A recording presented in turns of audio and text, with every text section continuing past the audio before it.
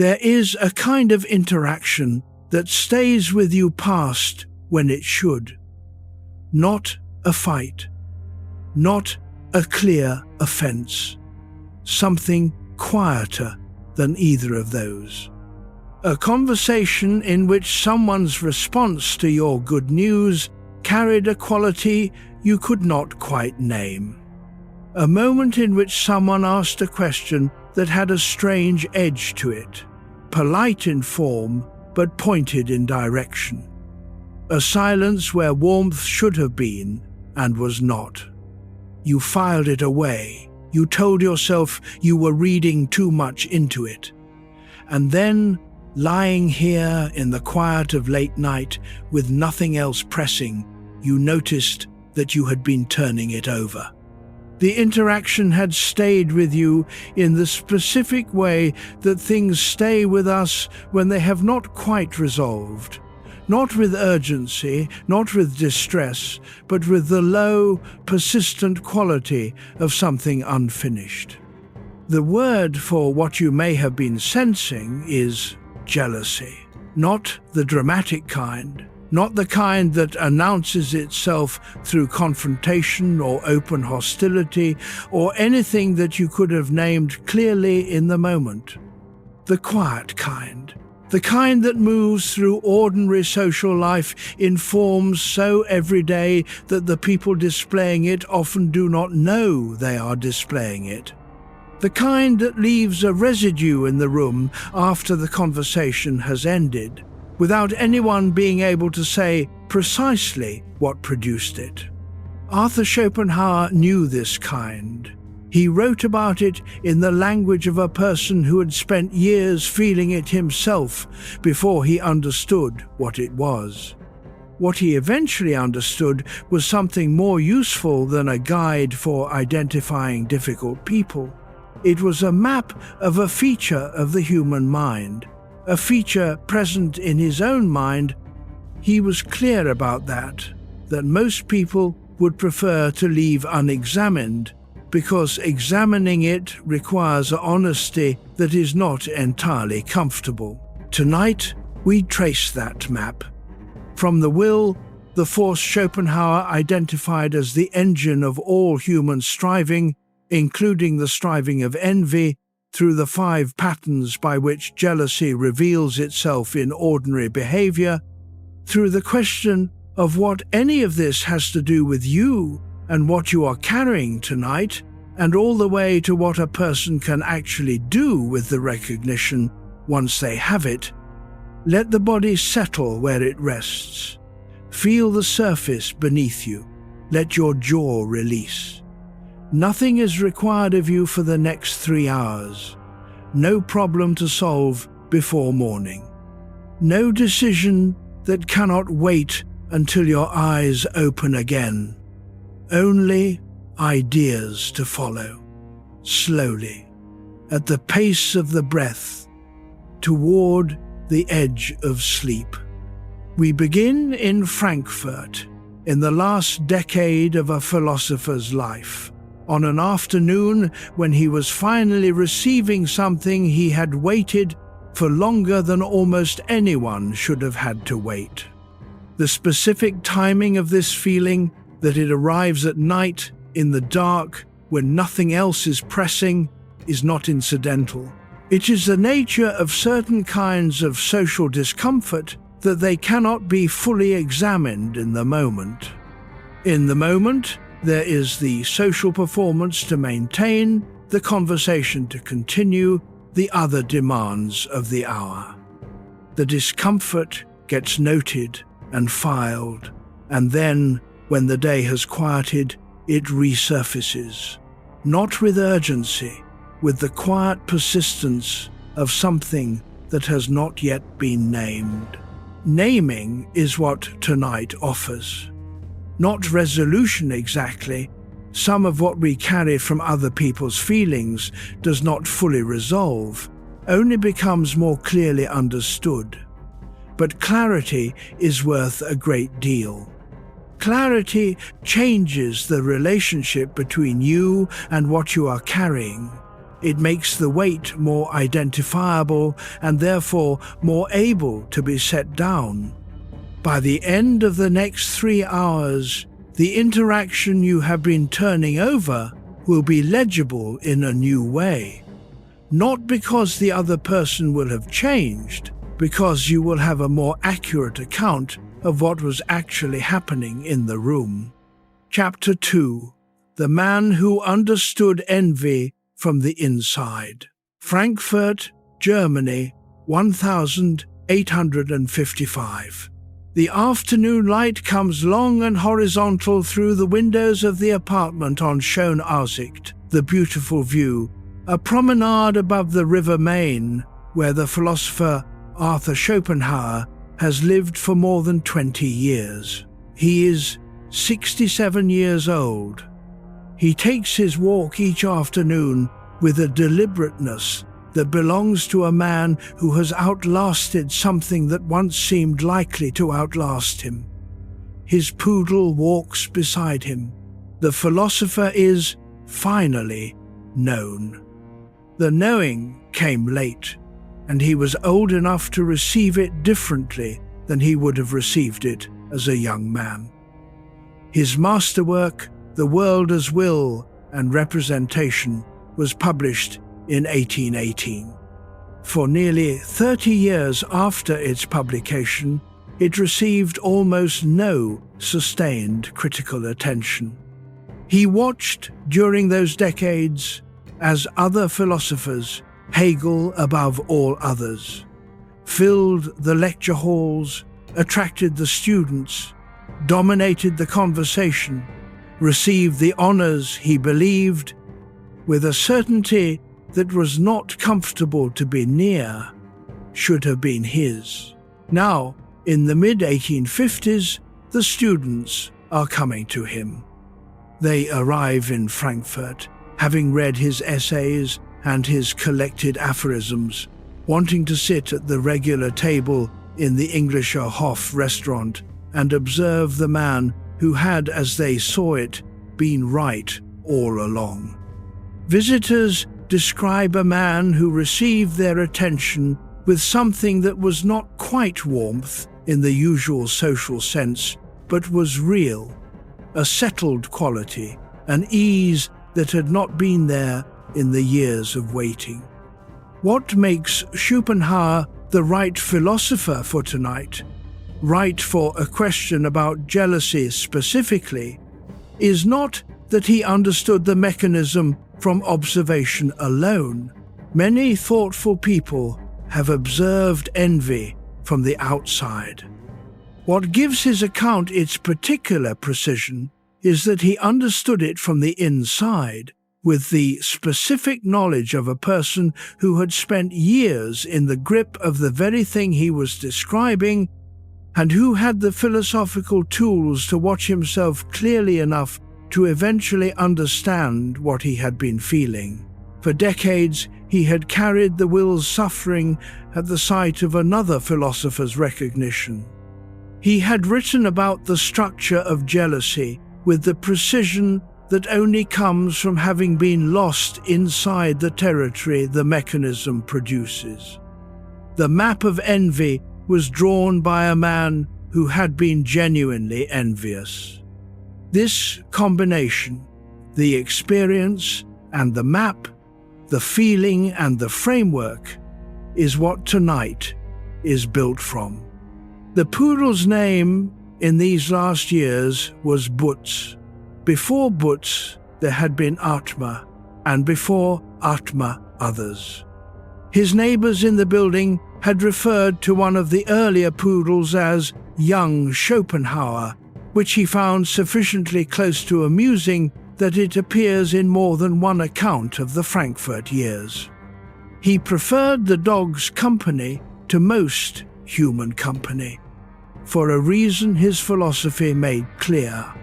Animals had no amour propre, no social performance, no mechanism of comparison. They wanted what they wanted with complete transparency. He had spent enough years in the company of the human wills more elaborate disguises. What distinguished the late Schopenhauer from the young one was not a change in his philosophy. The philosophy was essentially complete in the 1818 masterwork. What changed was his relationship to the gap between being correct and being recognized. For most of his intellectual life, this gap had produced an active suffering, the will's burning need for the recognition that was not arriving. In the last years, something had shifted. The suffering had become quieter. Not absent, quieter. This shift is what tonight is really about. Not how to identify jealousy in others, though we will trace that carefully, but how a person who understands the mechanism of envy, who has felt it deeply and mapped it precisely, eventually arrives at some distance from it. Not because the will stops running, because the relationship to the will's running changes. The Frankfurt years are the proof that this change is possible. The Frankfurt years, the long walk with the Poodle, the regular table at the Englischer Hof, the students finally arriving. The settled quality that visitors consistently describe are the proof that the distance is real, that it can be reached, and that it arrives not through triumph, but through continuation. Chapter 3: What jealousy is actually made of. Schopenhauer's philosophy does not begin with society or with other people or even with the mind. It begins below all of that, at the deepest layer of existence he could identify. He called it the Will, die Will in German, which carries the sense of striving and appetite as much as the English word will typically does in ordinary use. The will is not your personal will. It is not your specific intention, your individual desire, the particular thing you are reaching for on any given day. It is the force that underlies all of existence. The blind, purposeless, insatiable energy that drives matter to form itself into life, drives life to persist in the face of everything that would end it, drives conscious creatures to want and want and want without arriving at any final satisfaction. It has no goal in the meaningful sense. It has only the striving itself. It is not trying to achieve anything in particular, it is trying to continue. In human beings, the will expresses as desire. We want recognition, love, comfort, security, achievement, connection, admiration. And the mechanism of wanting is structured so that getting what we want does not end the wanting. It shifts the target. The person who wanted the promotion receives it and finds they now want a different promotion, or the same promotion to be recognized differently, or a promotion in a different domain altogether. The wanting is not looking for an object that will finally satisfy it. The wanting is the point. Satisfaction would end the striving, and the striving is the will's only function. This is the foundation of everything Schopenhauer has to say about jealousy. Envy is what the will does when it looks at another person's situation and registers a gap between what it is reaching for and what it sees that person possessing. The registration is automatic. The pain it produces is real, and the pain is not produced by the other person. It is produced by the will inside the envious person, using the sight of another's advantage as the occasion for its suffering. Here is the structural insight that changes how you read jealous behavior. The envious person is not suffering because of you. You are not the cause of their suffering, you are the occasion for it. The gap in the will's measurement exists independently of you. You are simply the current object that makes the gap visible. If you disappeared from their life tomorrow, the will would find another occasion for the same mechanism. It does not require you specifically. It requires a comparison point within range, and you happen to be the available one. Let the weight of the body settle. Let the breath do what it does without your help. The room is still. The will's mechanism is impersonal in a specific way. It does not produce envy because the envious person is bad. It produces envy because the will is present and the comparison field is active. In a different situation, with a different configuration of who has what, the same person might feel no envy at all. The mechanism requires the right combination of proximity and comparison. When those conditions are met, the will produces the feeling whether or not the person has decided to have it. This is not an excuse for the behavior that jealousy sometimes produces. Behavior can be chosen even when the feeling cannot. What the will produces can still be acted on or not acted on. But it is an explanation that has practical uses. The envious person is not your enemy. They are a person with a will that has been activated by the comparison your situation creates. The activation is not their choice.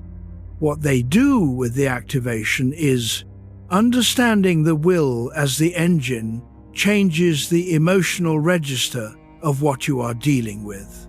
You are not dealing with someone who has decided to feel something hostile about you. You are dealing with someone whose mechanism is running in your presence. The difference in how you respond to these two situations is significant. Chapter 4. The first signal. There are two ways of recognizing jealousy in another person. One that eventually protects you by allowing you to read situations accurately rather than personally, to respond to what is actually happening rather than to what you are being asked to believe is happening. And one that slowly changes the recognizer, making you more watchful, more comparative, more attuned to measurement in the very act of trying to understand it.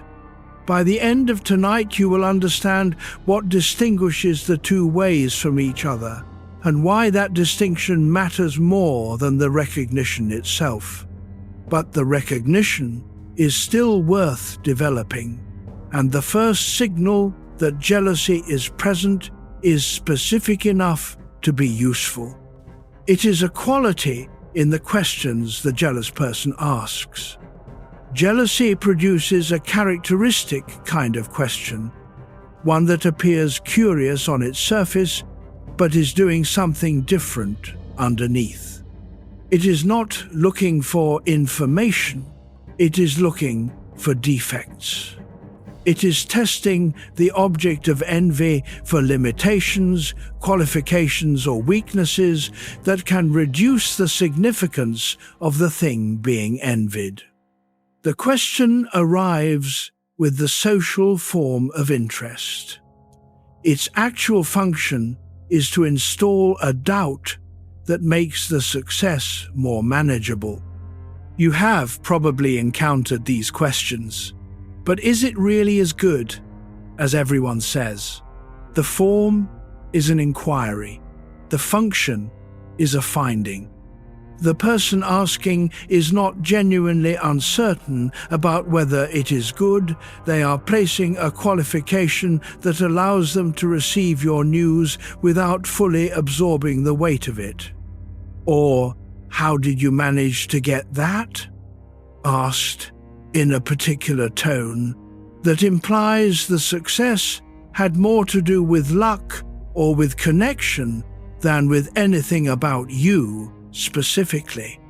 If your success was primarily luck, it says nothing about your capacity and therefore imposes no obligation on the will in the other person to revise its estimate of relative standing upward. The attribution to chance protects the measurement system. Or, I wonder how long it will last. Not a prediction, a preemptive reduction. Whatever you have now is provisional, temporary, not yet fully real. There is no need to fully acknowledge the present fact of your advantage because it is likely to pass. What distinguishes the jealous question from genuine curiosity is what it does to both parties at the end. Genuine curiosity leaves the questioner richer. The jealous question leaves the questioner more comfortable. The doubt has been installed. The will's measurement has been partially restored to a tolerable reading. Schopenhauer knew this quality of question from the inside. He recognized it in his own inquiries about Hegel. The specific texture of the question that is not looking for an honest answer, that is looking for weakness rather than truth, he knew from experience, not only from observation. Hold this first signal lightly. There are 4 more, and they arrive gradually through the rest of tonight. The question that installs doubt has a particular quality that distinguishes it from genuine skepticism. Genuine skepticism is curious. It wants to understand what is actually the case. The doubt-installing question is not curious about the reality. It is looking for leverage on the reality. It wants to find something that can be used to make the success smaller without appearing to be making it smaller. The jealous questioner is usually not aware of this function. They experience the question as reasonable inquiry. They may genuinely believe they are just being realistic, just asking what others are too polite to ask, just making sure you have considered the potential difficulties. The social form of the question is available to them as a genuine social form. The function underneath it is the will's work. Learning to recognize this quality of question without becoming defensive about it, to read it as information about the will rather than as an attack on your situation, is one of the practical capacities this evening is. Building toward. You can be accurate about what the question is doing without being wounded by it and without needing to defend against it. It is not about you. It is the will finding a question. Chapter 5. Schopenhauer's mother. Weimar, Germany, 1807. The literary salon of Johann Schopenhauer occupies a house in the center of the city's cultural life. Johann Wolfgang von Goethe is a regular guest. Writers, artists, and intellectuals fill the drawing room on the evenings Johanna hosts. She is celebrated, a novelist whose work has found a real readership, a hostess whose evenings have become a destination for the city's serious people. She is vivacious and socially skilled in the way her late husband never was. She has built, since his death 2 years earlier, exactly the life she had always wanted. Her son Arthur is 19. He has come to Weimar following his father's death in Hamburg. Heinrich Floris Schopenhauer, merchant, traveller, careful and serious man, fell from a warehouse window in 1805. He was 58. Whether the fall was accidental or chosen, the record does not clearly establish. Arthur was 17 when it happened. He inherited money enough to live on for the rest of his life, along with a grief that had nowhere straightforward to go. Johanna moved to Weimar within a year of the funeral. She took Arthur's younger sister Adele and began, efficiently and with what looked like relief, the social life she had been constrained from living fully during her marriage. She had never been primarily interested in the commercial world Heinrich had inhabited. She was interested in ideas, in company, in the kind of conversation that collected intelligent people in a room and produced something better than any of them would have produced alone. Arthur arrived and found that he did not fit into what she was building. She reportedly told him that his presence disrupted the atmosphere of her gatherings. His certainty, his pessimism, his tendency to redirect every conversation toward his own intellectual concerns made him a difficult guest. She suggested he attend only when specifically invited. He found her shallow and self-absorbed. He accused her, in his private writing, of having preferred the social life to the man she had married, of having organized her feelings around what was convenient rather than what was true. Both of them were, in different ways, partly correct about each other. Both were dealing with the aftermath of Heinrich's death in ways that were not fully visible to the other. What this early experience gave Schopenhauer was the first clear texture of a specific pain, being excluded from a warmth that was being freely and generously distributed to others. His mother's salon was full of people she had chosen to receive and to celebrate. He was not among them. The recognition, the inclusion, the particular warmth of being welcomed into something that mattered, all of it was visible around him and withheld from him. He would spend decades studying the mechanism of this exclusion. The first time he felt its full weight was in a room his mother had built specifically for others. The wound from Johanna's salon produced something in Schopenhauer that would take decades to become fully useful. In the short term, it produced bitterness, accusation, and the specific pain of someone who has been found insufficient by the person who was supposed to love them without condition. He wrote about his mother in terms that suggest he never fully recovered from the rejection, even as an adult. But in the long term, in the very long term, the term that required a full working life, the experience gave him a specific kind of knowledge.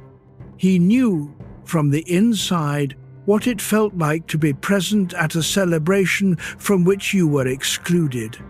He knew the specific texture of watching someone distribute warmth freely to others and not to you. He knew what it was to be in a room full of recognized people while being the person who was not being recognized. This knowledge made his account of jealousy honest in a way that purely observational accounts cannot be. He was not describing the mechanism from the outside, he was describing it from having inhabited it. The person who has sat in the corner at his mother's salon understands the will's suffering from comparison in a way that the person who was always invited to the center does not. Chapter 6. What the envious person is really seeing. When a jealous person looks at you, they are not seeing you clearly. This is not a statement about their intelligence. It is a description of what the will's measurement system does to the act of perception itself. The envious person looks at you through the lens of their own lack, What they see in you is not your life as you experience it from the inside, with its ordinary difficulties, its daily doubts, its private costs and disappointments, its specific texture of being you in this particular situation. What they see is a simplified version, you possessing the thing the will is currently reaching for without any of the complications that actually accompany possessing it. They have reduced you to a symbol of what they want. The symbol is vivid and specific to their will. It is not you. This means that the jealous person is not, in any full sense, seeing you at all. They are seeing themselves, their own desire, their own sense of insufficiency in relation to what they want, projected outward and given your name. You are the surface on which the will is displaying its own suffering. You are the mirror the comparison is using. The commentary this produces about you, about your work, about your situation, is therefore not accurate commentary about you. It is the will reporting on itself, wearing your face. Schopenhauer articulated this more specifically in his later essays on human character and motivation. He wrote that the degree to which a person is disturbed by what others have is a reasonably reliable measure of the relative poverty of their inner life, not poverty of intelligence or of character. Poverty in the specific sense of the degree to which a person's sense of themselves depends on external comparison rather than on the quality of their own inner experience. The person who has developed genuine richness of inner life, interests, relationships, work, and pleasures that provide real and self-sustaining satisfaction does not need constant reference to others' situations in order to feel whole. The comparison runs for them as it runs for everyone, but it does not determine their basic sense of their own situation. The person who has not yet developed that inner richness uses external comparison as the primary reference point for their sense of themselves. The will, in this case, is dependent on the measurement in a way it is not for the more self-sustaining person. Envy is therefore an advertisement, involuntary usually, and visible to anyone who can read it. It announces, "I do not yet have enough of myself to be at ease with what you have." This is not a moral judgment on the person making the announcement. Most people feel this in some form at some point. What varies is the degree, and it changes over a life. Feel the breath. Let the body be heavy where it rests. The practical implication of this is significant. If the jealous person is not seeing you, but seeing themselves reflected in you, then what they say or imply about your situation is not accurate information about your situation. It is accurate information about their inner state. Their reluctance to praise is not a report on the quality of what you have done. Their implied doubt is not a finding about whether your success is real. Their absence at your moments of genuine achievement is not a verdict on the achievement. All of these feel, in the moment, like reports about you. They are delivered in ways that have the form of assessments about you. The minimizing question sounds like someone evaluating your situation. The shadow in the good news sounds like someone offering realistic context. But the source is not the situation. The source is the will's measurement system, using the situation as the occasion for its suffering. Holding this distinction consistently, especially in the moment when the jealous behavior is fresh and the body is reacting to it, is difficult. But even holding it imperfectly, even returning to it after the reaction rather than before it, changes what the behavior costs you over time. Less is taken personally. More is left where it belongs. Chapter 7. The Berlin Lecture Hall. Winter 1820. The University of Berlin.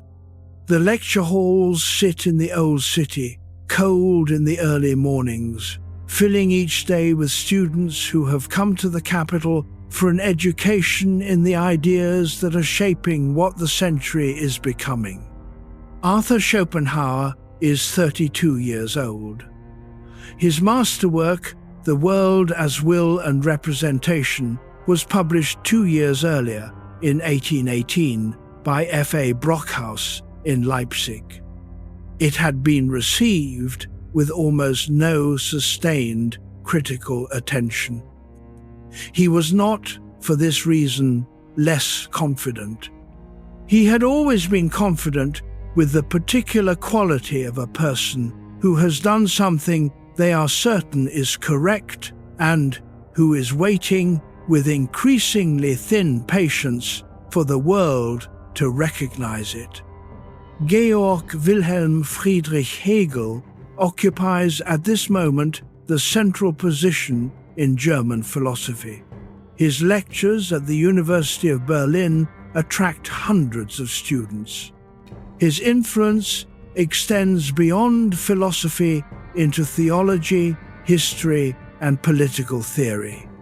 He is the conversation.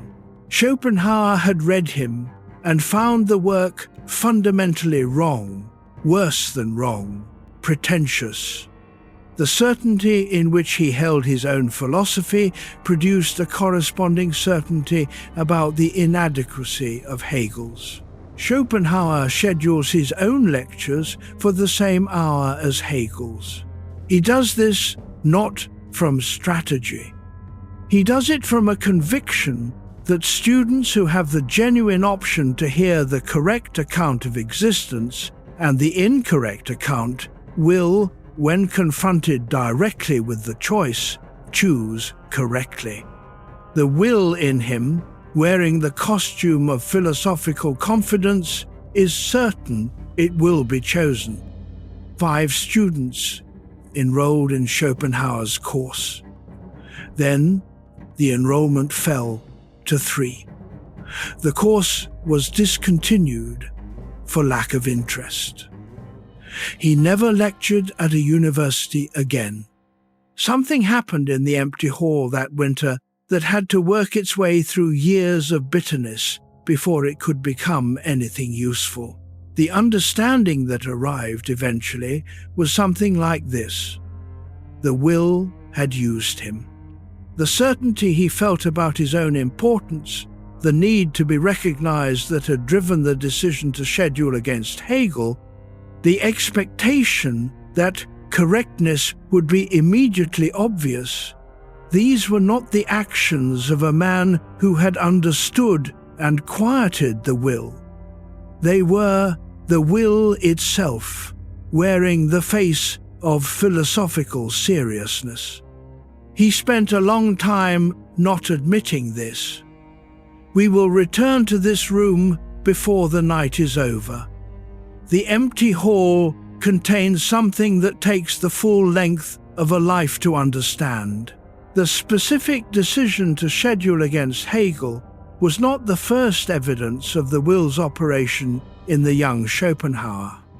The letters from before 1820 already show the mechanism running, the certainty that he had done something important, the impatience with the world's failure to notice, the comparison between his own obscurity and the recognition being given to others.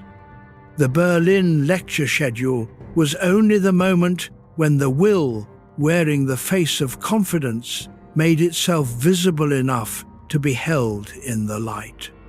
What makes the empty lecture hall useful for tonight is not the failure itself. Failure is common enough and does not require this much elaboration. What makes it useful is that the failure was produced by the same mechanism that Schopenhauer would spend his life describing. The will, comparing itself to Hegel, suffering from the comparison, doing something about the suffering, scheduling the lectures, making the public claim of equivalence or superiority, and discovering that the will's strategy had not produced the will's intended result. He spent years not thinking clearly about this. The letters suggest he blamed the students, blamed the culture, blamed Hegel's popularity as a symptom of philosophical corruption. He was not wrong about all of this. He was also not honest for a long time about the will's role in his own decision. Chapter 8. Envy as confession. What jealous behavior reveals about the person displaying it is something they usually do not know they are showing. This is one of the more practically useful things Schopenhauer observed about the mechanism. Envy is largely involuntary at the behavioral level. The social self can make choices. It can choose not to express admiration. It can choose silence. It can choose a change of subject. It can, with effort, manage what it says in response to news that activates the will's discomfort. But the involuntary signals, the slight flattening of the face when good news arrives before the social performance can intercept it, the quality of attention that shifts when something goes wrong for you, the speed with which the topic moves elsewhere after your success has been briefly acknowledged, these happen before the conscious social self can get there. They happen at the level where the will is doing its work, below the level of deliberate choice. What these signals confess, when read accurately rather than defensively, is a set of beliefs the envious person usually holds privately and would resist having named directly. The belief that good things exist in limited supply, that there is a finite amount of recognition, of success, of admiration available in the world, and your having some means they have less. The belief that relative standing matters more than absolute flourishing, that it is more important to be better placed than the person next to you than to simply be well placed in any absolute sense. The belief that your success is structurally connected to their insufficiency in some way, that the two things are linked when they are not. None of these beliefs are unusual. The will produces all of them as a matter of standard operation in people who have not yet learned to observe it from some distance. They are not evidence of bad character. They are evidence of the will doing what the will does, which is to compare, to measure, and to suffer from the results of the measurement. But the beliefs are visible in behavior, and reading them accurately, not as confirmation of your superiority, not as justification for resentment, but as information about the will's activity in another person, is one of the practical capacities Schopenhauer's philosophy makes available.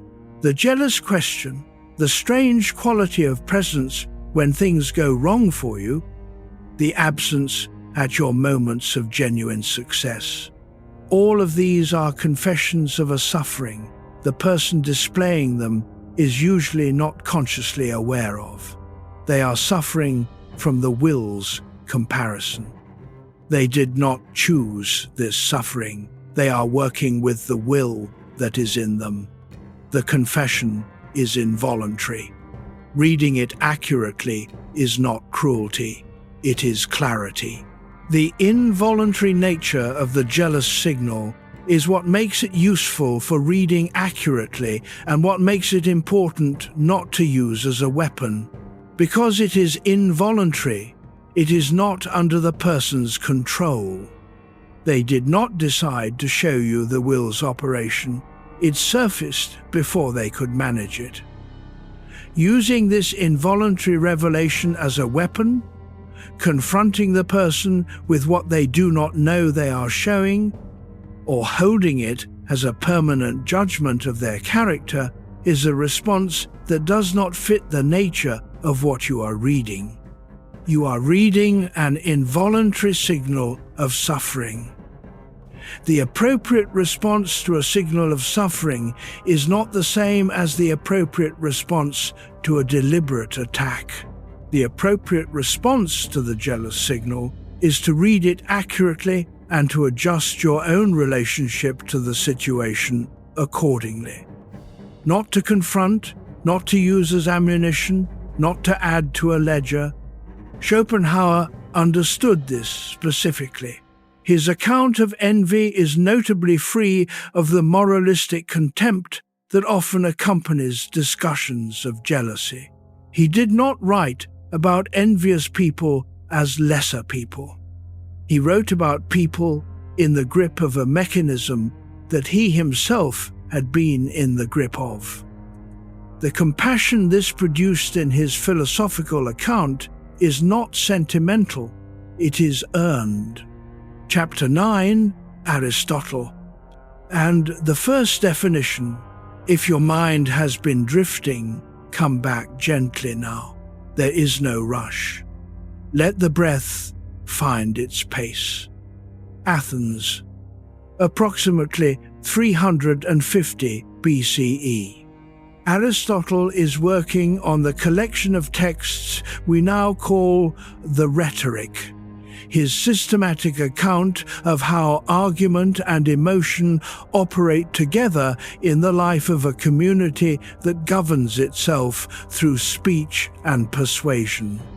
He is working through the emotions one by one with the methodical care that characterized all of his intellectual work, trying to understand not just what each emotion feels like from the inside, but what produces it, what it targets, what it does to the person experiencing it, and what it does to the social fabric around that person. He arrives at phonos, the Greek word we translate as envy. Aristotle defines it as pain at the good fortune of a person who is like us. The modifier is crucial and not incidental. We do not envy the king, he observes. The distance between our situation and the king's is too great for the comparison to be felt as meaningful. The comparison that produces pain is the comparison that is close enough to feel real. We envy the neighbor who has recently done slightly better than us. The colleague in the same department who received the acknowledgement we were also hoping for. The sibling who started from the same place and has arrived somewhere different. The friend in the same circle who is being admired this year in a way we are not. The similarity is the condition of envy.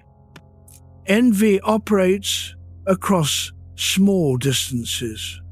It is the small distance that makes the gap feel closeable, and the gap that feels closeable is the one that causes the most sustained suffering, because the will keeps returning to it. Aristotle distinguished phonos from two related emotions. Nemesis was the feeling of righteous discomfort at seeing someone receive undeserved good fortune. The incompetent person praised, the dishonest person rewarded.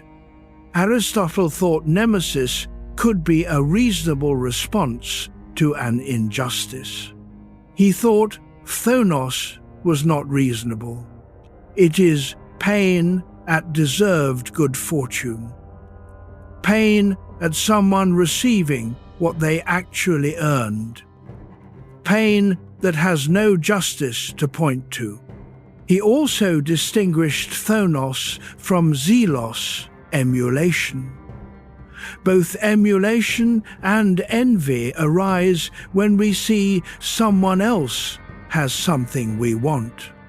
But emulation produces an impulse toward the thing itself, a desire to go and earn or build or acquire the comparable thing. Envy produces only pain at the other person's possession of it. Emulation can be generative. Envy is pure waste. It costs the person in its grip and produces nothing for them or for anyone else. Schopenhauer would have agreed with this structure. He would have added the engine, the will. The temporal dimension Aristotle identified is also worth holding. We don't just envy the people who are similar to us in general, we envy the people who are similar to us and who have recently changed position relative to us. The colleague who was in the same situation and is now visibly doing better, the friend whose life seemed comparable and has now moved in a direction that activates the will's measurement. The recent change is often what produces the acute feeling. A person who has always been more successful than you is not typically the object of the sharpest envy. The distance feels too established, too fixed to be felt as a gap that should not be there. The person who was recently alongside you and is now ahead, this person is the will's primary comparison point, because the gap feels new and therefore feels wrong and therefore feels painful in the specific way that correctable injustices feel. This also means that the experience of rapid improvement in your own situation is precisely the trigger for the sharpest jealousy in the people around you. Not because they are bad people, but because the will, confronted with a recent and visible change in relative standing, has been given its most activating material. Knowing this does not make the experience easier. It makes it more legible. Chapter 10. The question beneath the question. Let your breath slow. Let your eyes rest wherever they have found themselves. Here is the question that has been waiting beneath the others. Not how do you recognize jealousy in another person. That is useful, but it is not the deepest question tonight. Not what does the recognition tell you about them. That is also useful, and also not the deepest. The deepest question is this: what do you do with the recognition once you have it? Because recognition can be used in two ways, and the two ways lead in completely different directions. It can be used to become accurate, to read what is actually happening in a social situation rather than what the social surface presents, to stop managing what is not yours to manage, to stop taking personally what was never personal, to be at ease in situations that were previously confusing. This is the use that eventually lightens you. The recognition clarifies and then concludes. Or it can be used to feel elevated, to hold what you know as a private advantage over the person who does not know you are reading them. To maintain a running catalogue of who has displayed which signals in which situations over what period of time. To carry the recognition as a form of score that can be consulted whenever you need to feel more clearly situated in relation to others. This is the use that adds to a weight rather than reducing it. What makes the two uses hard to distinguish in the moment is that both feel like clarity, both feel like seeing accurately. The difference between them is not obvious when the recognition first arrives. It becomes visible over time in what the recognition does to your relationship with the world. The first kind makes you lighter, more at ease in rooms that were previously difficult, more able to simply be present rather than monitoring. The second kind makes you more watchful, more comparative, more like the mechanism you began by observing. Schopenhauer spent years in the second kind. The private letters from the Berlin period and the decades that followed it are full of the second kind of recognition, the ongoing catalogue of who failed to see correctly and who was incorrectly elevated. The recognition was real, the direction was wrong. The understanding of a mechanism does not automatically produce the right use of the understanding. Hold the question. The answer is not far. The practical test of which kind of recognition you are engaging in is not available in the moment of recognition itself. Both kinds feel like clarity in the moment. The test comes later in what the recognition does to how you move through subsequent interactions with the person, how you carry the knowledge, what it costs you to have it. The protecting recognition tends to make specific interactions feel clearer and lighter.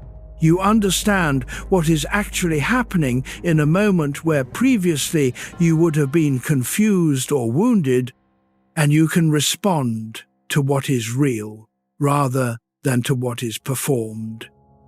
It does not require sustained maintenance. It does its work and concludes. The poisoning recognition requires sustained maintenance, the catalogue must be kept current, the account must be regularly reviewed, the knowledge must be actively held available for the next interaction. This maintenance is a labor that runs quietly in the background of your engagement with the person. Over time, it shapes how you see them in every context, which means it shapes how you see more and more of your social world. The maintenance cost accumulated is significant. Tonight is pointing toward the recognition that does its work and concludes, not because the other kind is morally inferior, because it is more expensive. Chapter 11. The Will and its Perpetual Hunger. The will is never satisfied. Schopenhauer arrives at this as a structural observation rather than a pessimistic one. The will is not designed for satisfaction, and this is not a flaw in the design. Satisfaction would end the striving, and the striving is the will's only purpose. The mechanism that produces satisfaction would, by producing it, defeat itself. So the will does not arrive at satisfaction. It is constitutionally incapable of it. This is the central reason that envy cannot be resolved by giving the envious person what they envy. The impulse to solve it this way is natural. When someone is clearly envying something you have, there is a strong instinct to either conceal the thing, make it less visible, less clearly possessed, or to help the other person acquire something comparable so that the gap the will is suffering from can close. Both strategies fail for the same structural reason. The will is not attached to this specific object. It is attached to the striving. The object is interchangeable.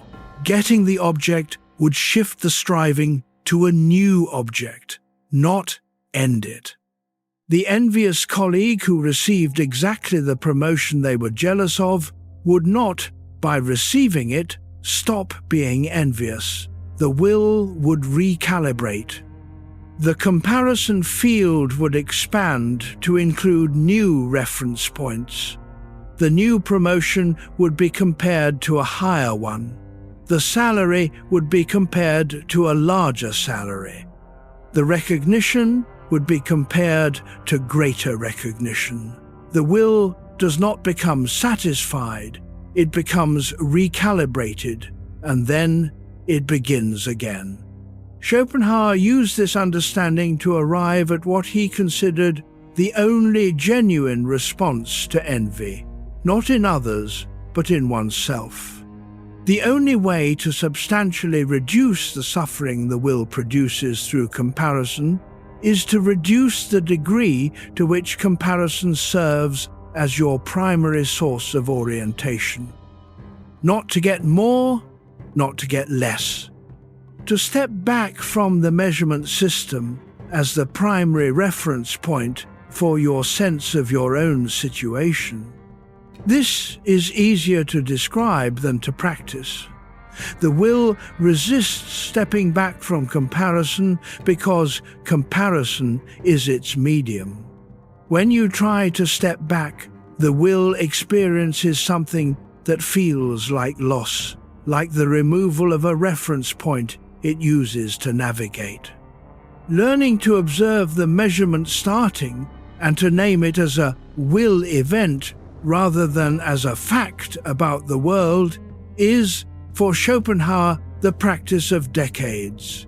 He was not always successful. The Berlin years proved that in detail. But the direction was available, and it is the direction this evening is pointing toward. The one practice Schopenhauer considered genuinely capable of reducing the will's suffering from comparison was what he called the negation of the will, a kind of deliberate stepping back from the will's agenda that he found most reliably available through aesthetic experience and through compassion. Not the suppression of the will, which he thought impossible, the temporary release of identification with the will's agenda when you are fully absorbed in listening to music, genuinely listening, not with music as background. The will is not running its comparison. The measurement stops, not because it has been defeated, but because the attention has been fully absorbed in something that does not fit the will's measurement categories. The music does not have a standing relative to your standing. It cannot be compared. The will has nothing to measure. He thought this experience of brief release was more significant than it appeared. Not because it ended the will's activity permanently, it did not, and he knew it did not. But because it demonstrated that the release was possible, that the will could be stepped back from, even briefly, even only in the specific conditions of aesthetic absorption. If it was possible once, in this form, something similar was possible to work toward more broadly in other forms. The direction was real. Let the breath slow. The room is what it is. Chapter 12. What Schopenhauer got wrong about himself. Let your shoulders drop if they have risen. There is a specific kind of honesty that is required when you try to apply your own understanding to yourself. It is harder than applying it to other people. Other people can be observed from a comfortable external distance. Yourself you carry everywhere you go. Schopenhauer wrote about envy with greater precision than almost any philosopher who had come before him. He understood the will's mechanism. He understood that envy was a form of suffering rather than a form of wickedness. He understood that the envious person was in the grip of something they did not choose and could not easily release. He wrote about all of this with clarity that has not substantially been improved on in the century and a half since he wrote it. And for decades, he was demonstrably envious of Hegel. The private letters from the 1820s through the 1840s are not careful documents.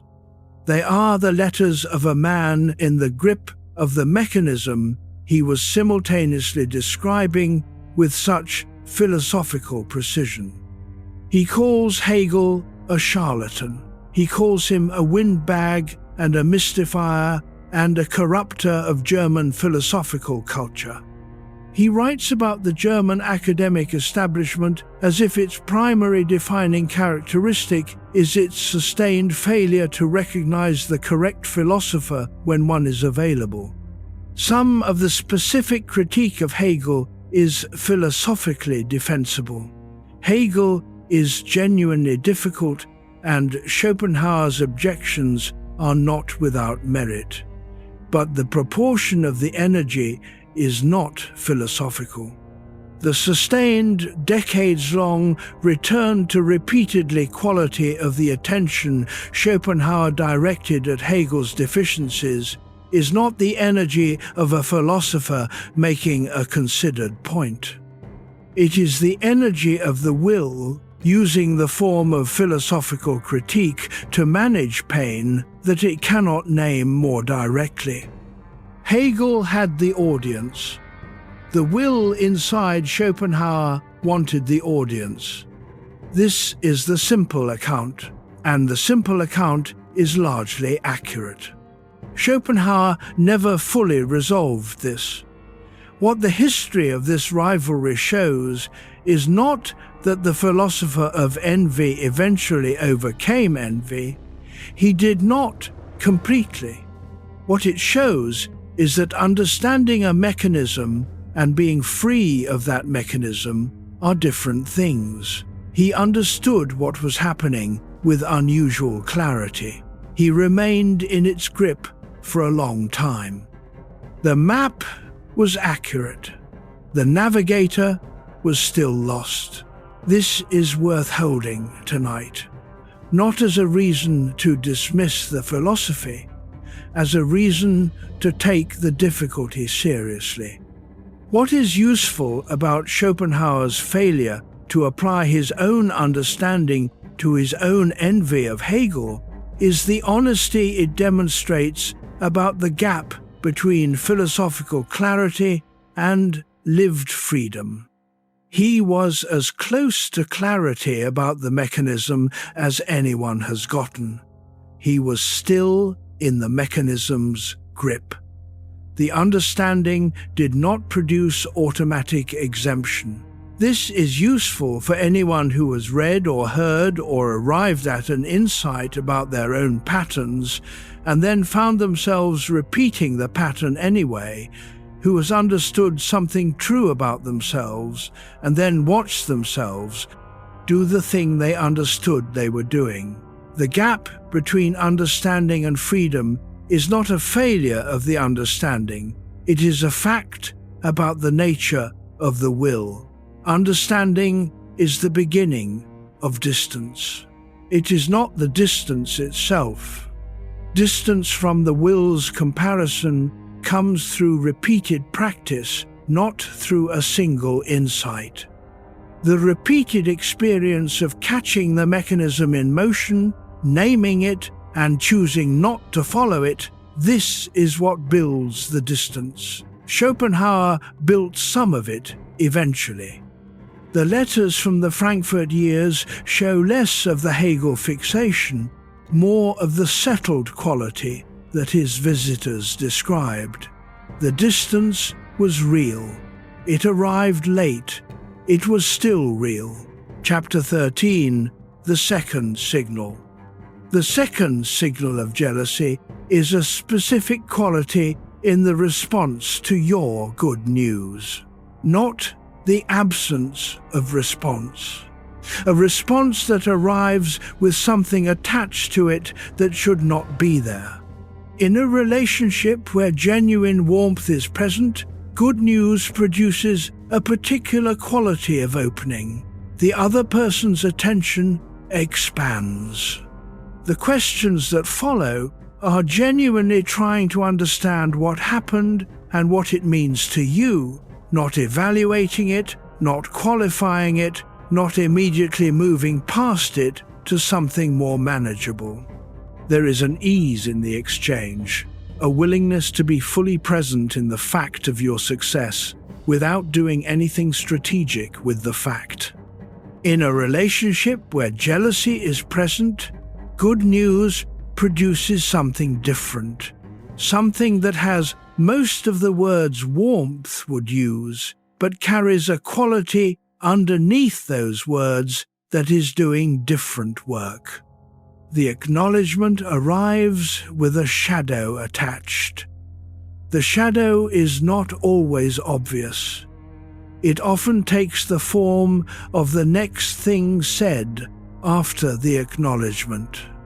That's wonderful, but isn't that a lot of pressure now? The but is the shadow. It immediately relocates attention from the success to a difficulty adjacent to the success. The success has been acknowledged briefly, genuinely enough in form, and now it is already being moved past towards something more manageable for the will. Or, oh, congratulations, I wasn't sure that was going to work out, the retroactive doubt. What is implicit in this response? The expectation of failure was there, was reasonable, and has been resolved in your favor by luck or by something that wasn't predictable. The success is acknowledged and simultaneously qualified by the doubt that preceded it. Or, that's great, when did you find out?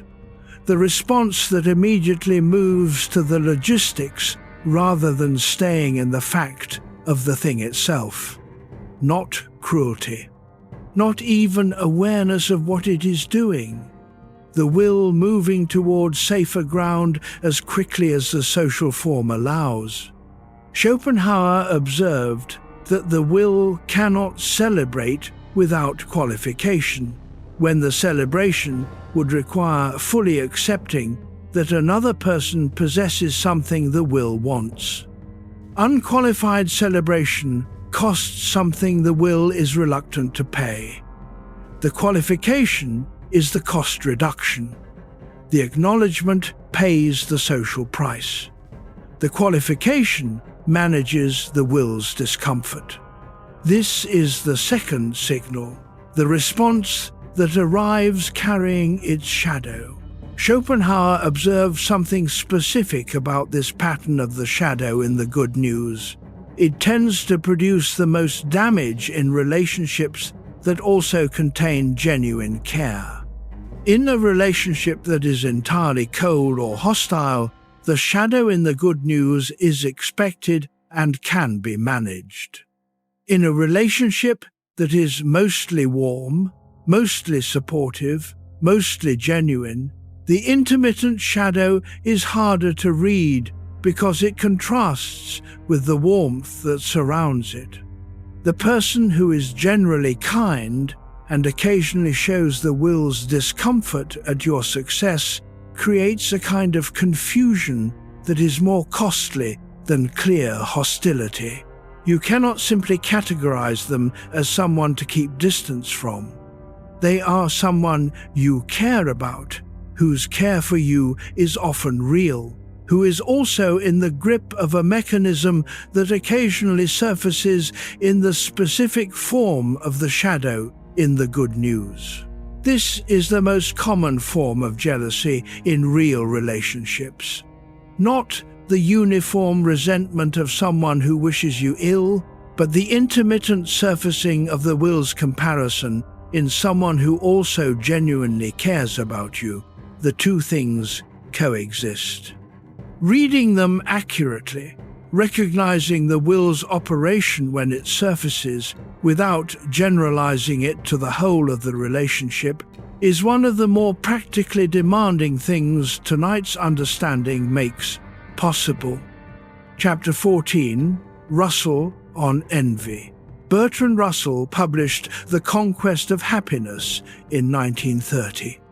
He was 58 years old and had spent a professional lifetime thinking about what produced human suffering and what produced something better. He had strong and specific views about both, and he was willing to state them clearly. He devoted an entire chapter to envy, arguing that it was one of the primary drivers of unhappiness in modern democratic societies, and that it had been made substantially worse by developments specific to modernity. His argument about scale was simple and important. In an earlier era, a person's social world was contained by geography and circumstance. You might know 30 or 40 people well enough to use them as meaningful comparison points. The comparison field had natural limits. The will could suffer from envy of the neighbor or the colleague, but the supply of comparison material was finite and bounded. By the early 20th century, the newspaper had dramatically expanded the comparison field. You now had daily access to evidence of how large numbers of people lived, what they achieved, what they possessed, what their lives appeared from the outside to contain. The will had been given a supply of comparison material many times larger than anything the social world of previous centuries had provided. And because the will treats comparison as its primary orientation, it used all of the material. Russell was writing before the later amplifications of this problem, but the structure he identified was already operating fully in his time. The envious person in modernity had access to an almost unlimited catalogue of situations that could be assessed as better than their own.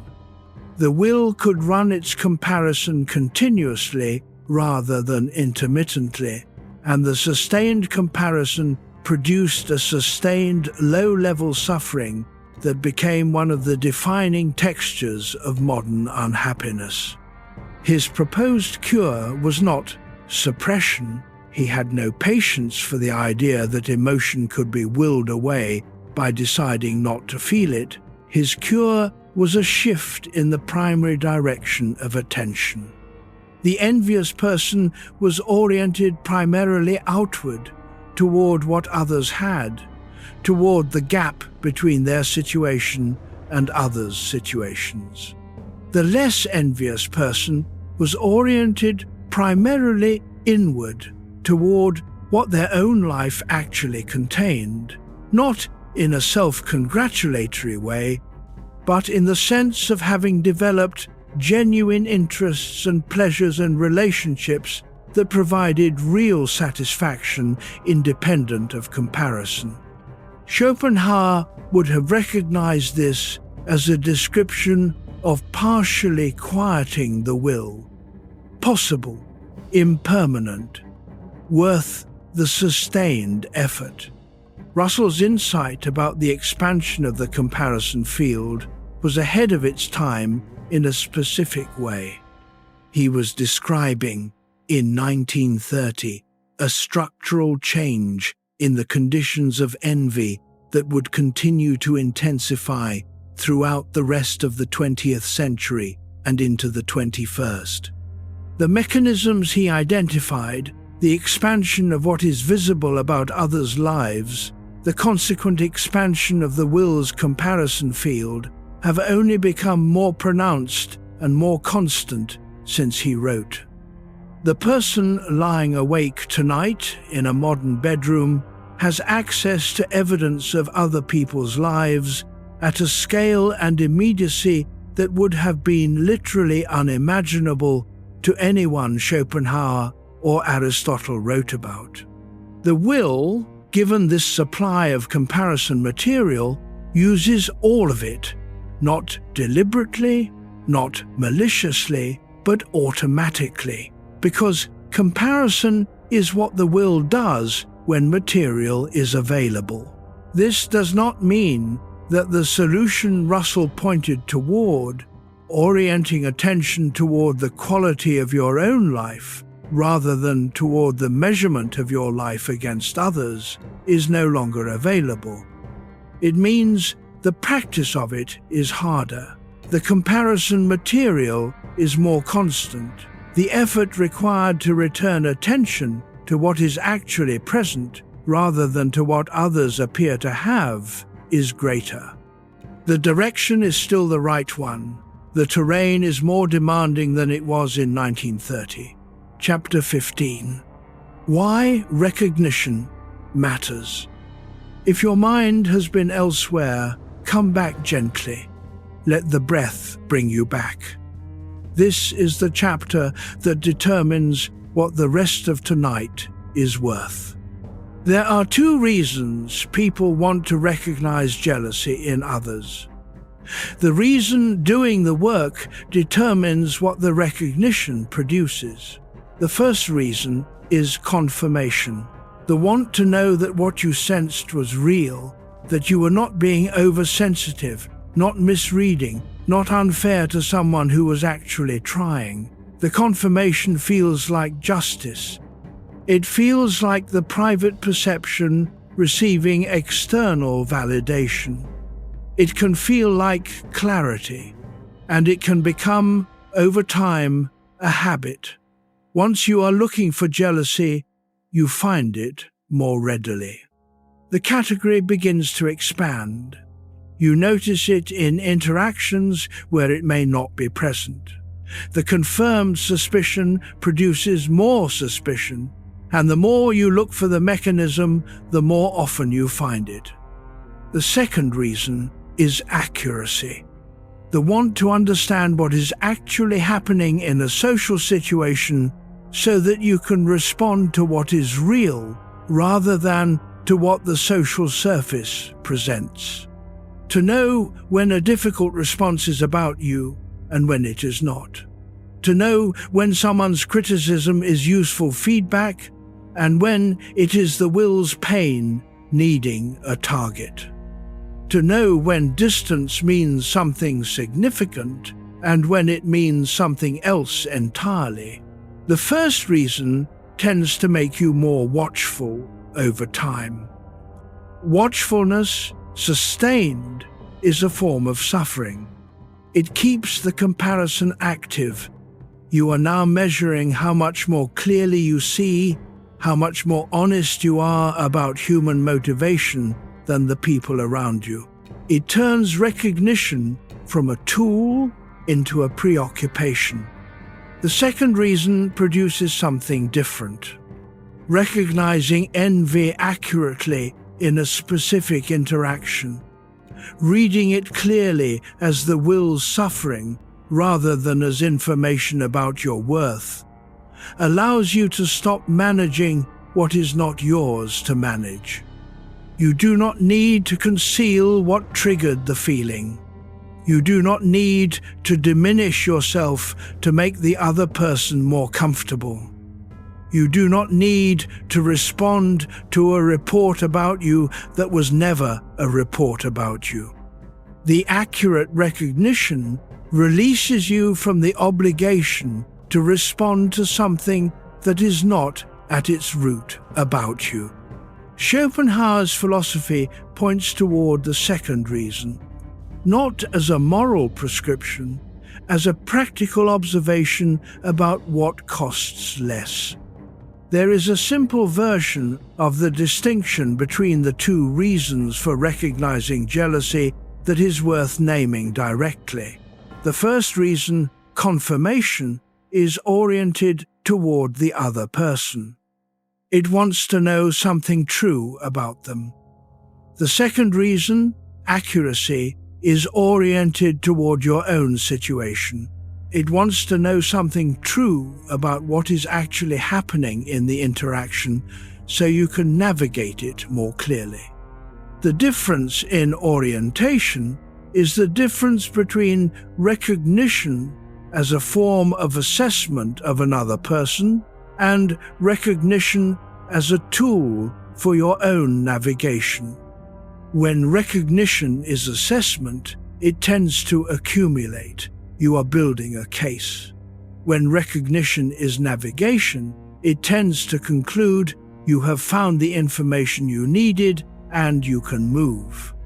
Schopenhauer's entire philosophical project was, in a sense, an argument for accuracy over assessment. He wanted to understand the will as it actually was, not to judge people for being in its grip, but to understand the mechanism clearly enough to find some distance from it. The recognition of jealousy, done in that spirit, is one small application of the same orientation. See clearly. Use the clarity. Move on. Chapter 16. The third signal and the first echo. The third signal of jealousy is an alertness that sharpens when things go wrong for you.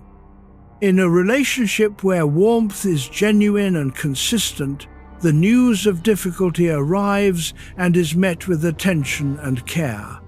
The other person's engagement opens toward your difficulty, wants to understand it, asks the questions that are trying to get closer to what happened, rather than the questions that are cataloguing it from a safer distance.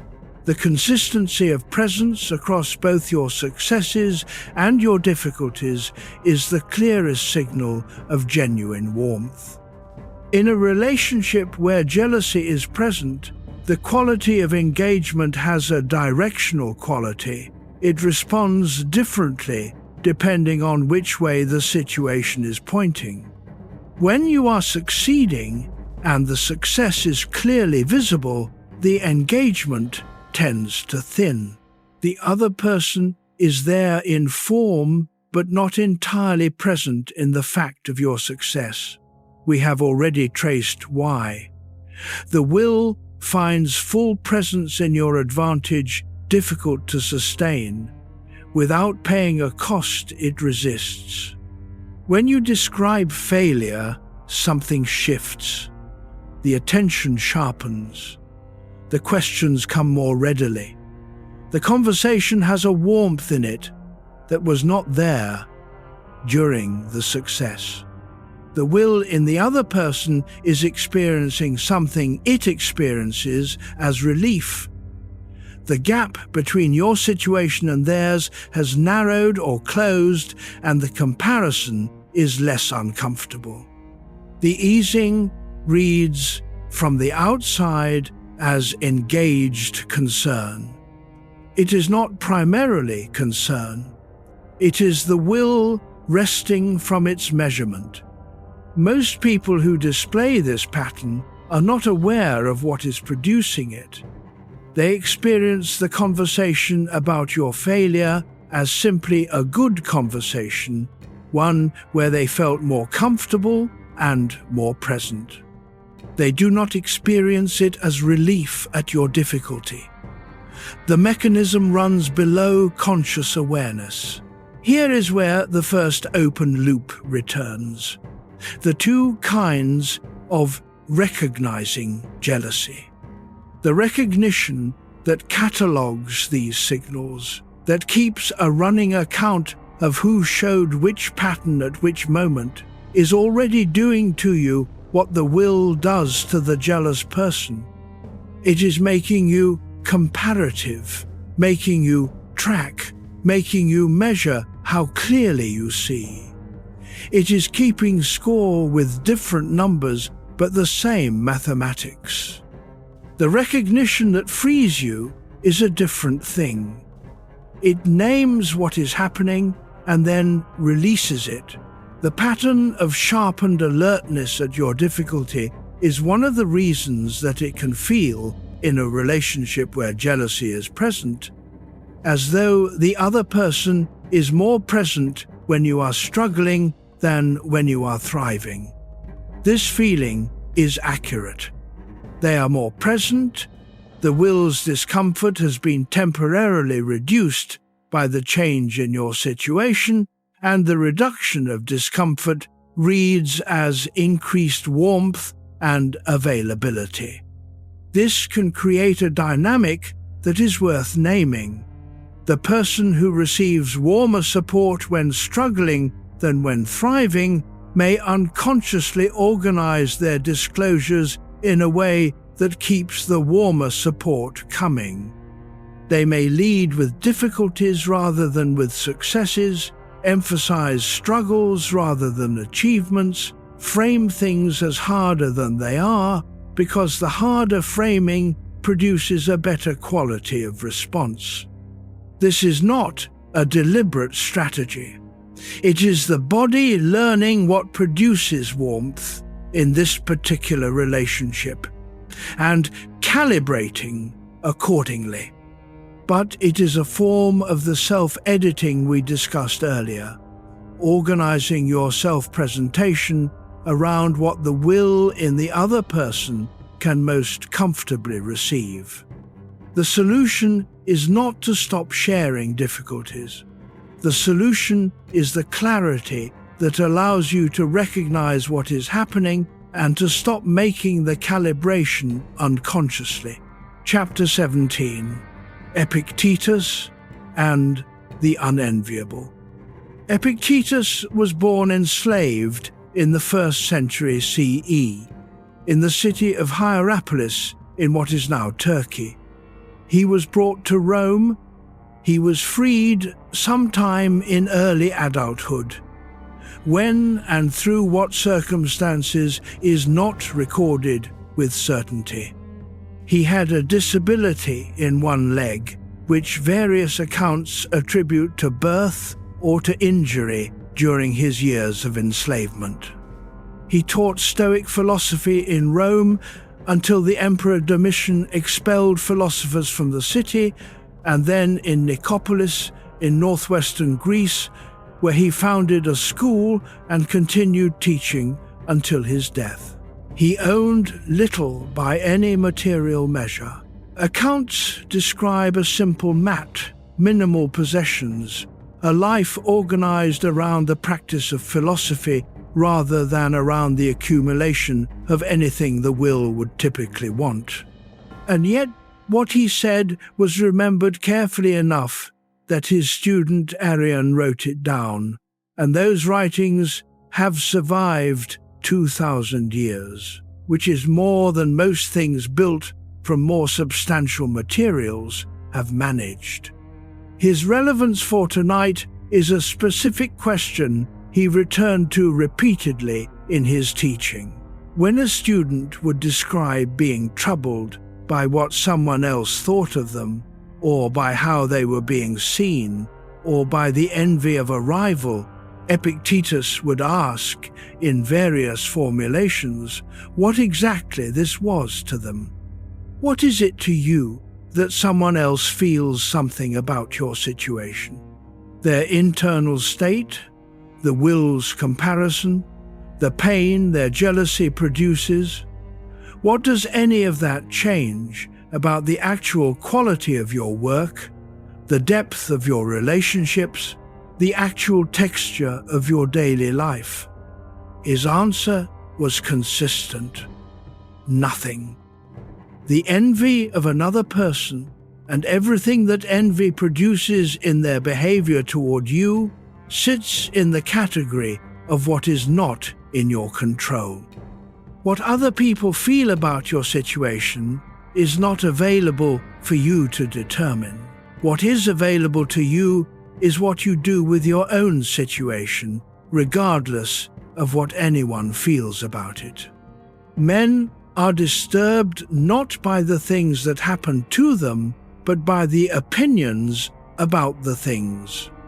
The person who organizes their choices around the management of others' envy has made those others' internal states their primary responsibility. This is, for Epictetus, a fundamental error, not a moral failure, a categorical one. It involves treating something from the "not in my control" column as if it were available to be managed. The error does not solve the problem. It extends it. He was not recommending indifference to other people. He was recommending that others' internal states not be made the organizing principle of your own life.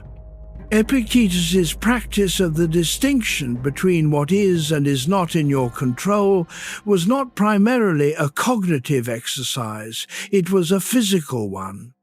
He instructed his students to actually stop and ask the question, in the moment when they felt disturbed, is this thing in my control or not? The moment of stopping was important. The will, running automatically, does not pause to ask this question.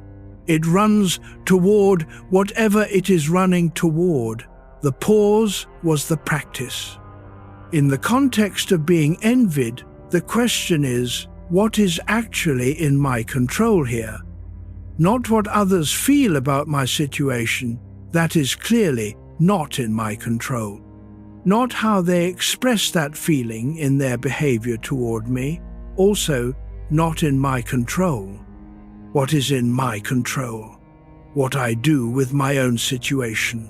Whether I continue in the direction I believe is right, how I respond to the specific behavior in front of me in this interaction.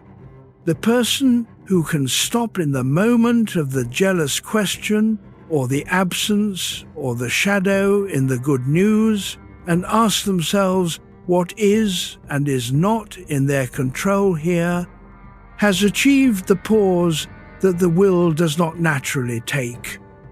The pause is the distance. It is brief and it is real.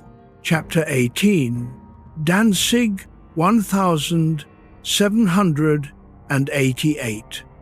The 22nd of February 1788, the Baltic coast city of Danzig, what is now Gdansk, in Poland, near the mouth of the Vistula River, where it meets the Baltic Sea.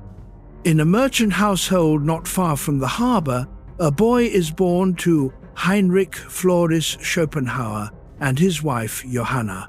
Heinrich is 51 years old and successful in the specific way of merchants who have paid careful and consistent attention over a long working lifetime. He has built a trading house that operates across Northern Europe, and he intends his son to inherit it. He is not primarily a man of ideas. He is a man of commerce, of reliability, of the kind of practical intelligence that identifies what is true about how the world works and organizes a life accordingly. He married Johanna Trocina when she was 18 and he was in his mid-30s. The age difference was large. The interests diverged over time in ways that were not catastrophic but were real. Johanna was interested in the life of ideas, in social connection, in the kind of literary culture that was thriving in Weimar under Goethe's shadow. Heinrich was not uninterested in culture, but it was not the center of things for him. Heinrich takes the education of his son seriously. When Arthur is 9, the family travels through France and England. This is not a holiday. It is an apprenticeship. Heinrich showing his son what the world of commerce looks like from the inside, how trading relationships are built and maintained, what the scale of European trade is, and what a person's role in it can be. Arthur absorbs all of it without finding it inspiring. In 1805, in Hamburg, Heinrich falls from a warehouse window. He is 58. No note is found. The official record labels the fall accidental.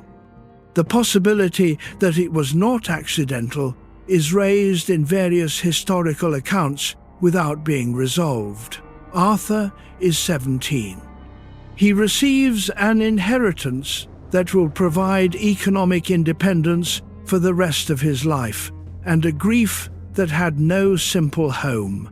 Johanna moved to Weimar within a year. She took Adele and built the life she had always wanted. Arthur followed and found himself on the outside of it. The biography of Schopenhauer's early years is relevant for tonight in a specific way. It shows the formation of a person who would spend his life trying to understand the mechanism of wanting recognition without being able to fully stop wanting it.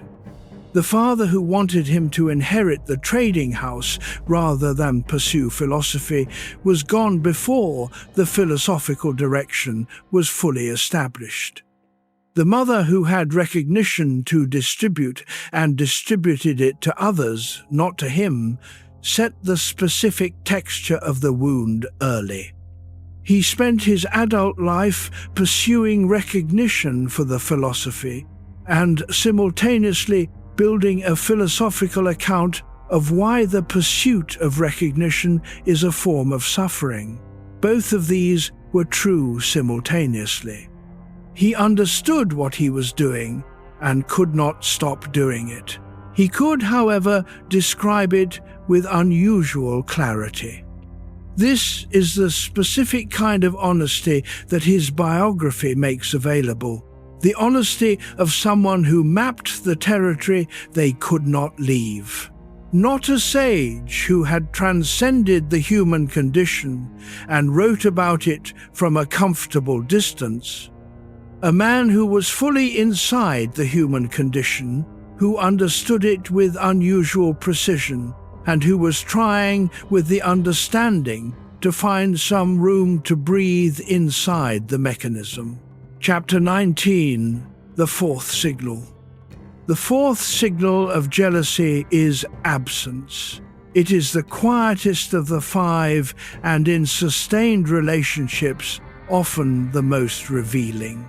When something goes genuinely well for you, when there is a real success, clearly visible to the people around you, of the kind that the social world you inhabit would typically acknowledge and celebrate, the jealous person is not fully there. Not dramatically. Not with anger or announcement.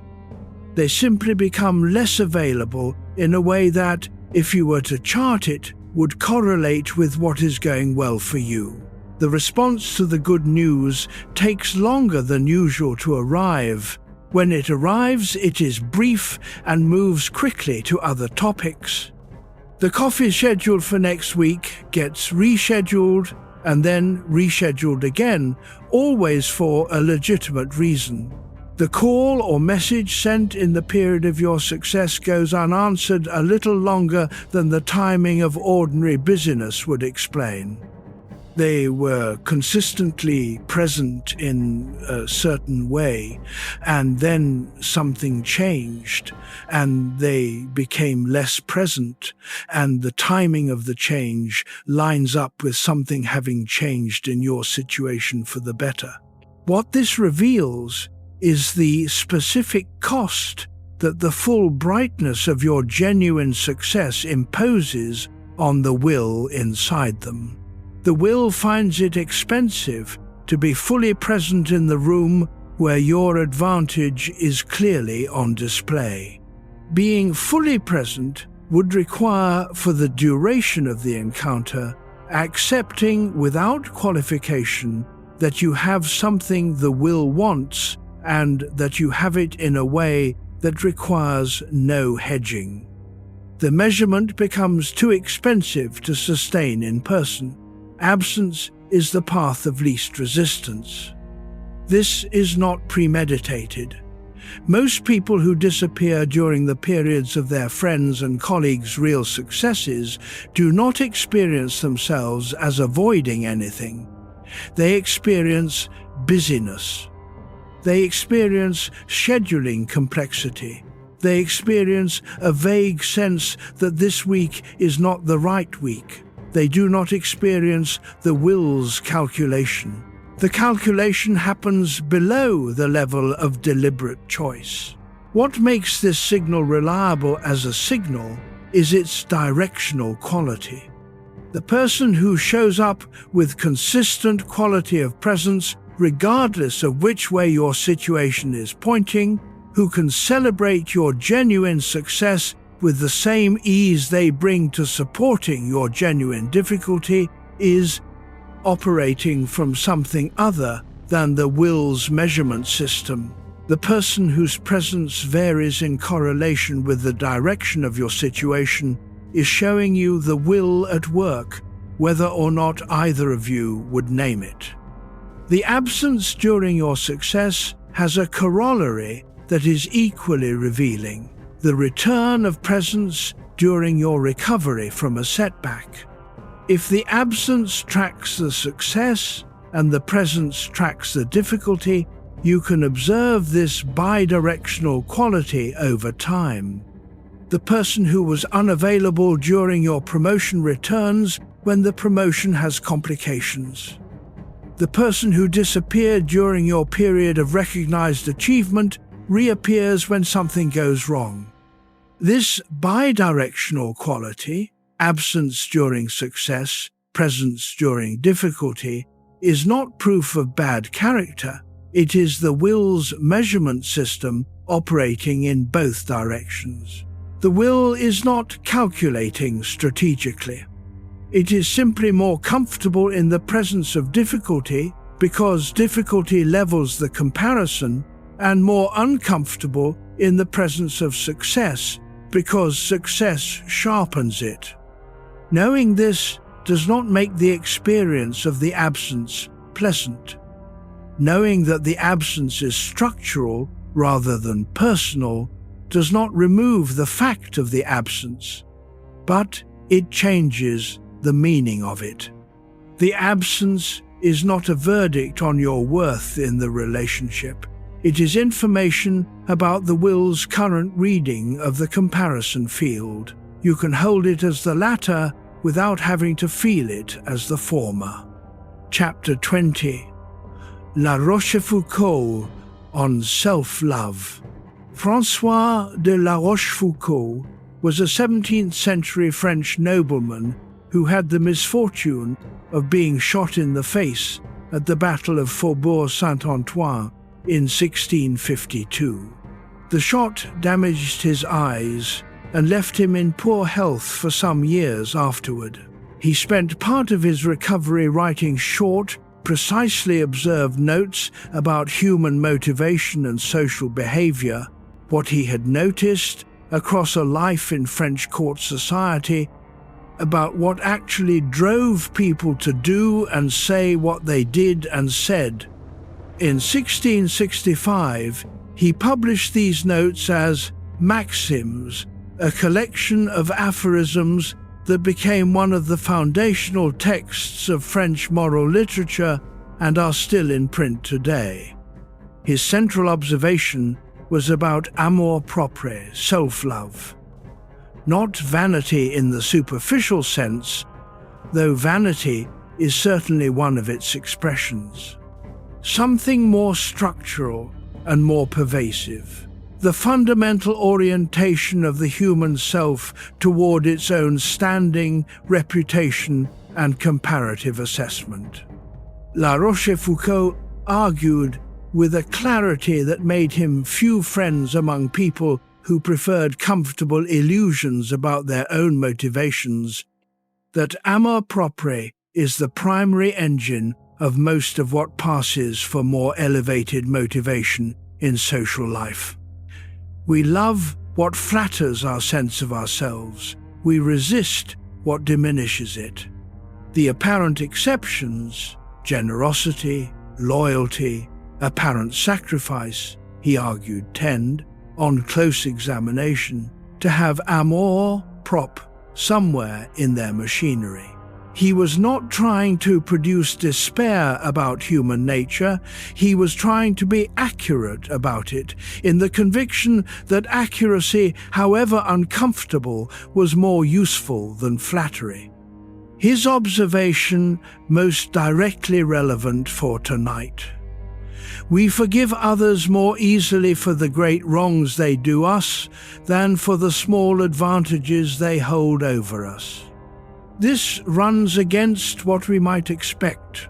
The betrayal, the obvious harm, the significant and nameable wrong, these we can eventually process and release. They are events. The small advantage is a state.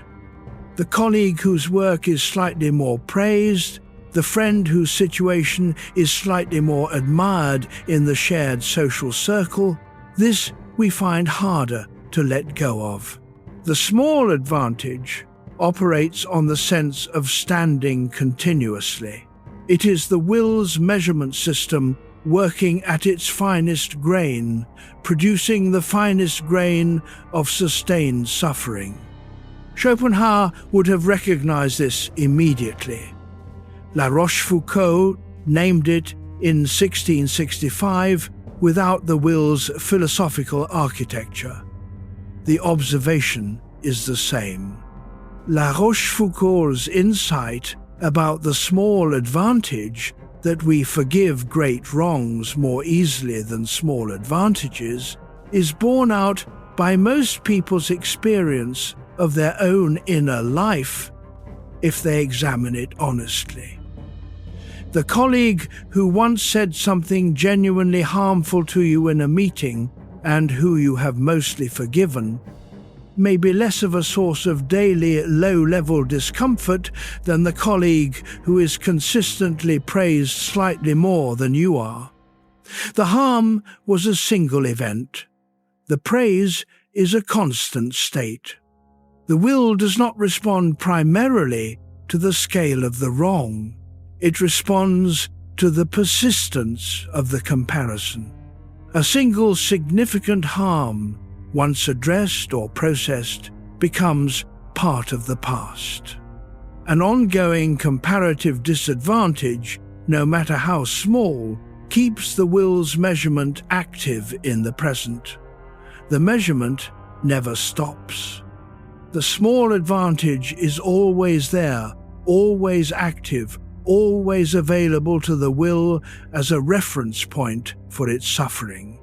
This is not comfortable information about human motivation.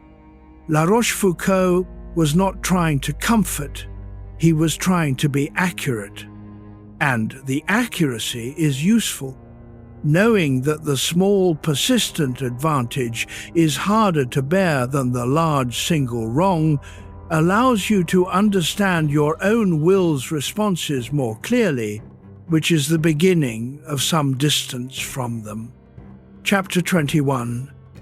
When envy becomes malice. Schopenhauer distinguished in his later philosophical essays between two related but significantly different forms of what we loosely call jealousy. The first he named need, envy in the direct sense.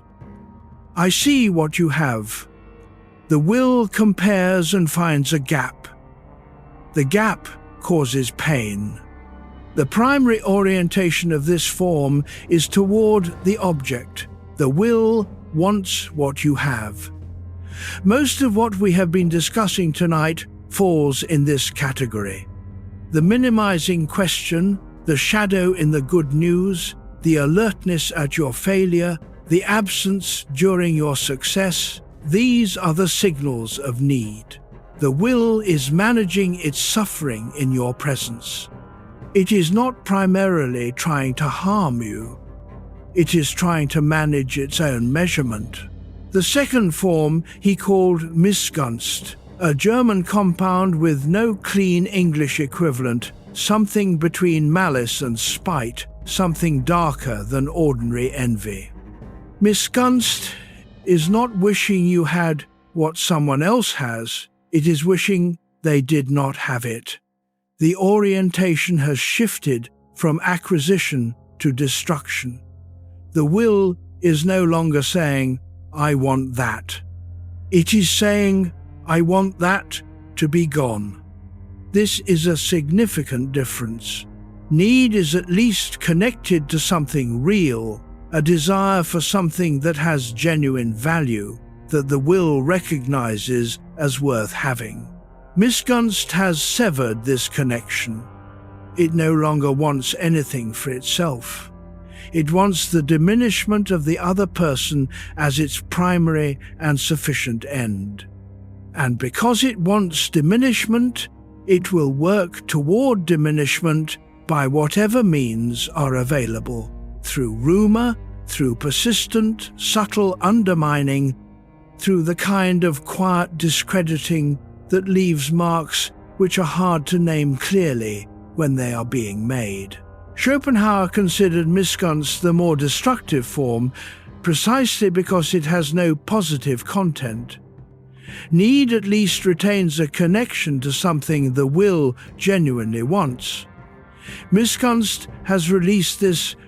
It operates purely as the will turned inside out and directed entirely at another person's loss. Most jealousy that you encounter in ordinary life is need rather than misgunst. Most people who display the signals described tonight are not trying to harm you. They are trying, with varying success, to manage what the will is producing in your presence. Misgunst exists, but the distinction is worth carrying. Knowing which kind you are dealing with has practical implications beyond the philosophical. The transition from need to misgunst, from envy to malice, is not always clean or clearly marked. It tends to develop gradually in response to sustained conditions. A person who begins with need, the ordinary wanting of what another person has, can move toward misgunst if the need goes unexamined and is repeatedly activated without any available outlet. The person who has been envying a colleague's recognition for years without any movement toward their own recognition, without any quieting of the will through genuine development of their own situation, without any perspective on the mechanism that is running in them, this person's need can solidify into misgunst. The wanting of the other person's advantage shifts into a wanting of the other person's disadvantage, because the wanting has produced so much suffering for so long that the will can no longer hold the positive orientation. It reverses. Schopenhauer observed this progression because he had come close to it in his own relationship to Hegel. The private letters from the sharpest period of his obscurity contain notes that approach misgunst, notes that sound less like wishing for his own recognition and more like wishing Hegel's recognition would be taken away. He pulled back from this in his writing, but not entirely in his private expression. The proximity to the darker form is part of what gives his account of it its precision. Chapter 22. What the envied person must not do. If your mind has been elsewhere, come back gently. This is the chapter where the understanding turns practical. There is a trap that people fall into when they live or work for extended periods adjacent to jealousy. It does not announce itself. It installs itself gradually through small adjustments that each seem reasonable at the time. By the time the pattern is clearly visible, it has usually been running for a long time. The trap is this. You begin to organize your self-presentation around the management of the other person's will. It starts as consideration for someone you care about or someone you need to maintain a productive relationship with. You lead less emphatically with your good news when this person is present. You qualify your successes in advance. It's not as significant as it might sound before anyone has suggested this. You guide conversations toward your difficulties rather than your achievements. You become skilled over time at presenting yourself in ways that do not activate what you have learned, activates the will in this particular person. The structural problem is that this strategy never works. The will in the other person is not responding to any specific achievement you are making more or less visible. It is responding to your general condition, to your presence in the comparison field as someone whose situation the will measures itself against. Making any one aspect of your life less prominent does not quiet the will. It shifts the comparison to the next available aspect. The adjustments required to keep the will permanently quieted would require you to be in a state of continuous and comprehensive diminishment. And a comprehensively diminished you is not better company for anyone, including yourself. The appropriate response to being envied, in Schopenhauer's account, is not concealment and not diminishment. It is to continue, to be present in your own life fully and without the constant adjustment. To understand that the other person's will is their relationship with themselves to navigate, and to recognize that managing it for them by reducing what you offer does not help them and costs you. The will find its object. Your concealment of one object will not end the mechanism. It will only create a temporary inconvenience the mechanism will work around. The specific form of self-editing that produces the management trap tends to spread from the original relationship into other relationships if you do not notice it happening. You begin by moderating what you share with the jealous person specifically. You develop a habit of moderating.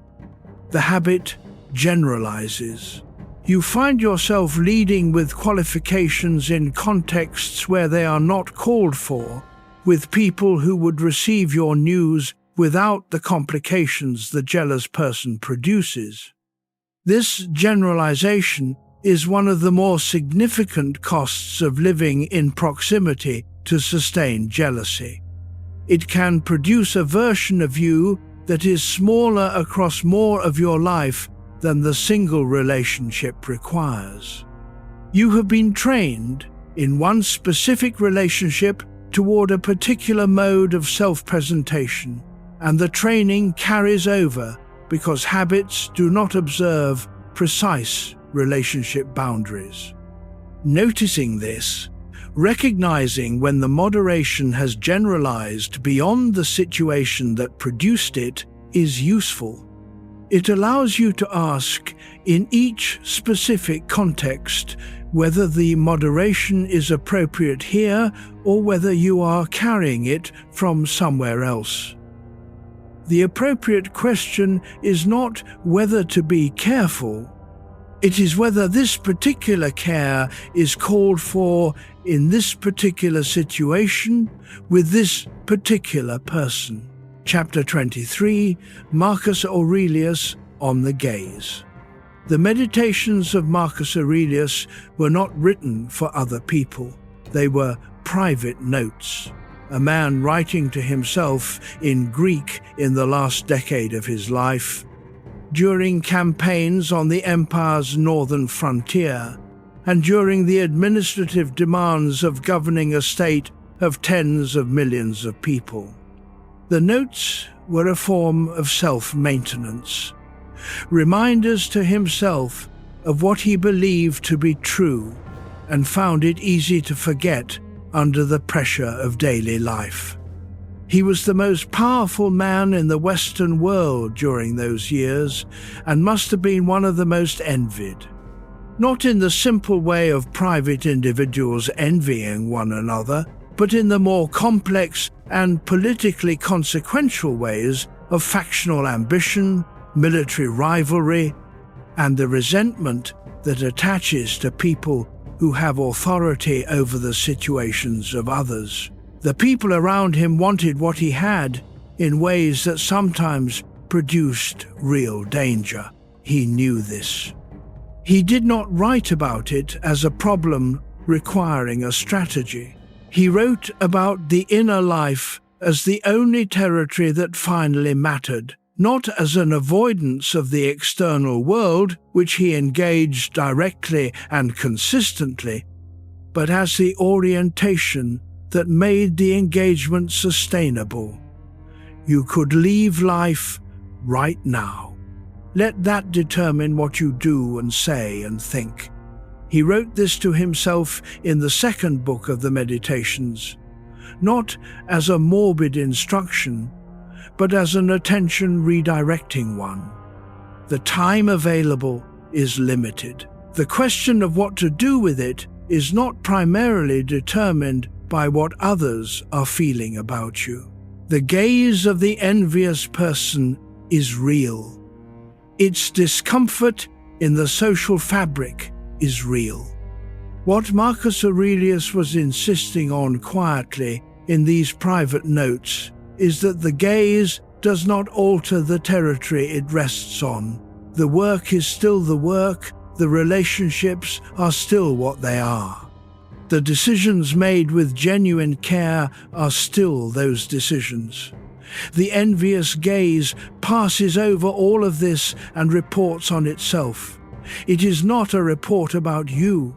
This is easier to believe in principle than to feel in the actual moment of being seen with that particular quality of attention. But it is accurate, and accuracy, held steadily enough, eventually produces something that approximates the thing it describes. What makes Marcus Aurelius's position particularly useful for tonight is that he was not writing from a position of comfort about the gaze of others. He was writing from the position of someone who lived continuously under intense and consequential observation, where the opinions others held about him had real effects on the stability of the empire and on his own safety. This was not a philosophical exercise in indifference. This was a practice developed under genuine pressure.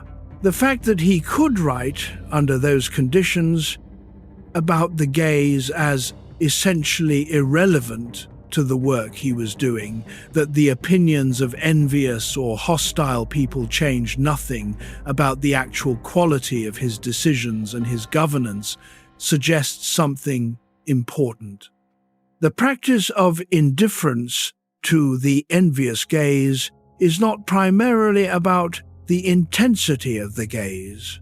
It is about the clarity of the practitioner's relationship to what actually matters in their own life. The person who is clearly oriented toward what they are actually doing, whose sense of their own work and their own choices is anchored in something more than others' assessments, is less available to be disturbed by the company, envious gaze, than the person whose orientation is primarily toward others' opinions. Marcus Aurelius was writing about the latter orientation as a practice to develop, not a character trait to possess. Chapter 24, The Fifth Signal.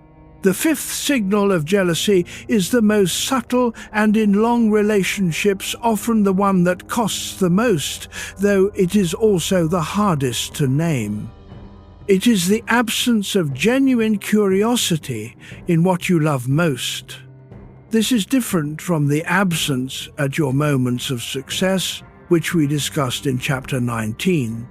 That absence is situational and event-specific. This absence is more pervasive.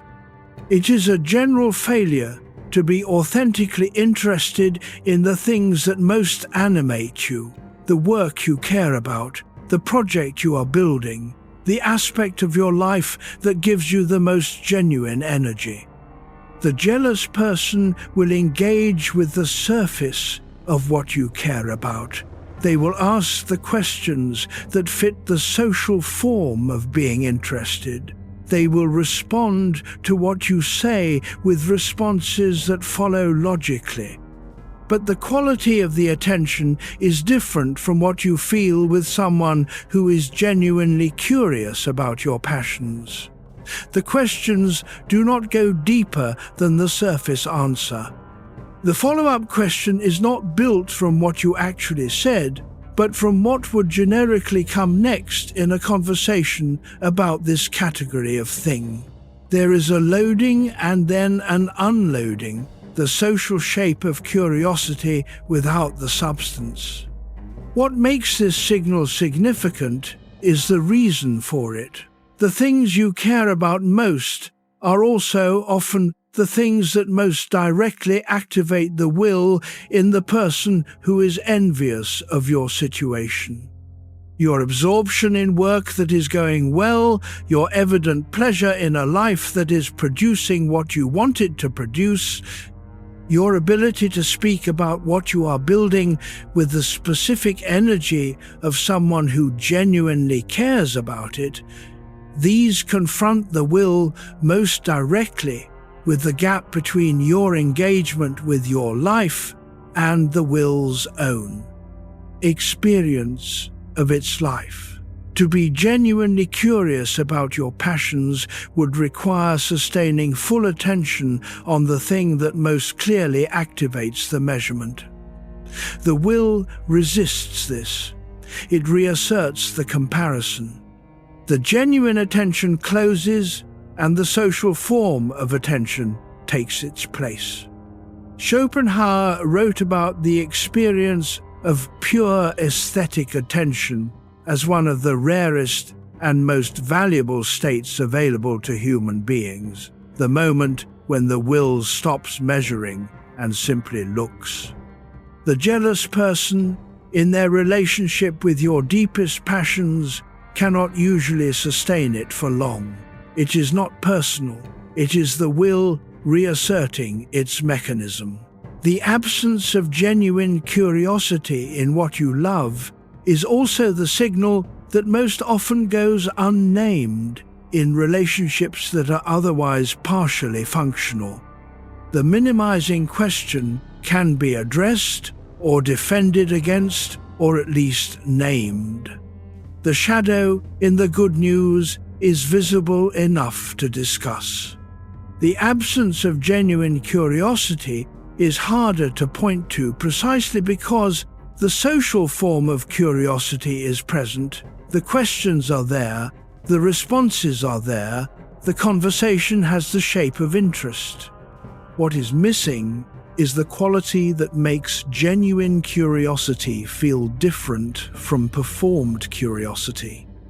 The sense that the other person is actually following what you are saying, actually building from it, actually inhabiting your perspective long enough to be curious about what comes next. Genuine curiosity is characterized by a kind of presence that performed curiosity cannot fully replicate.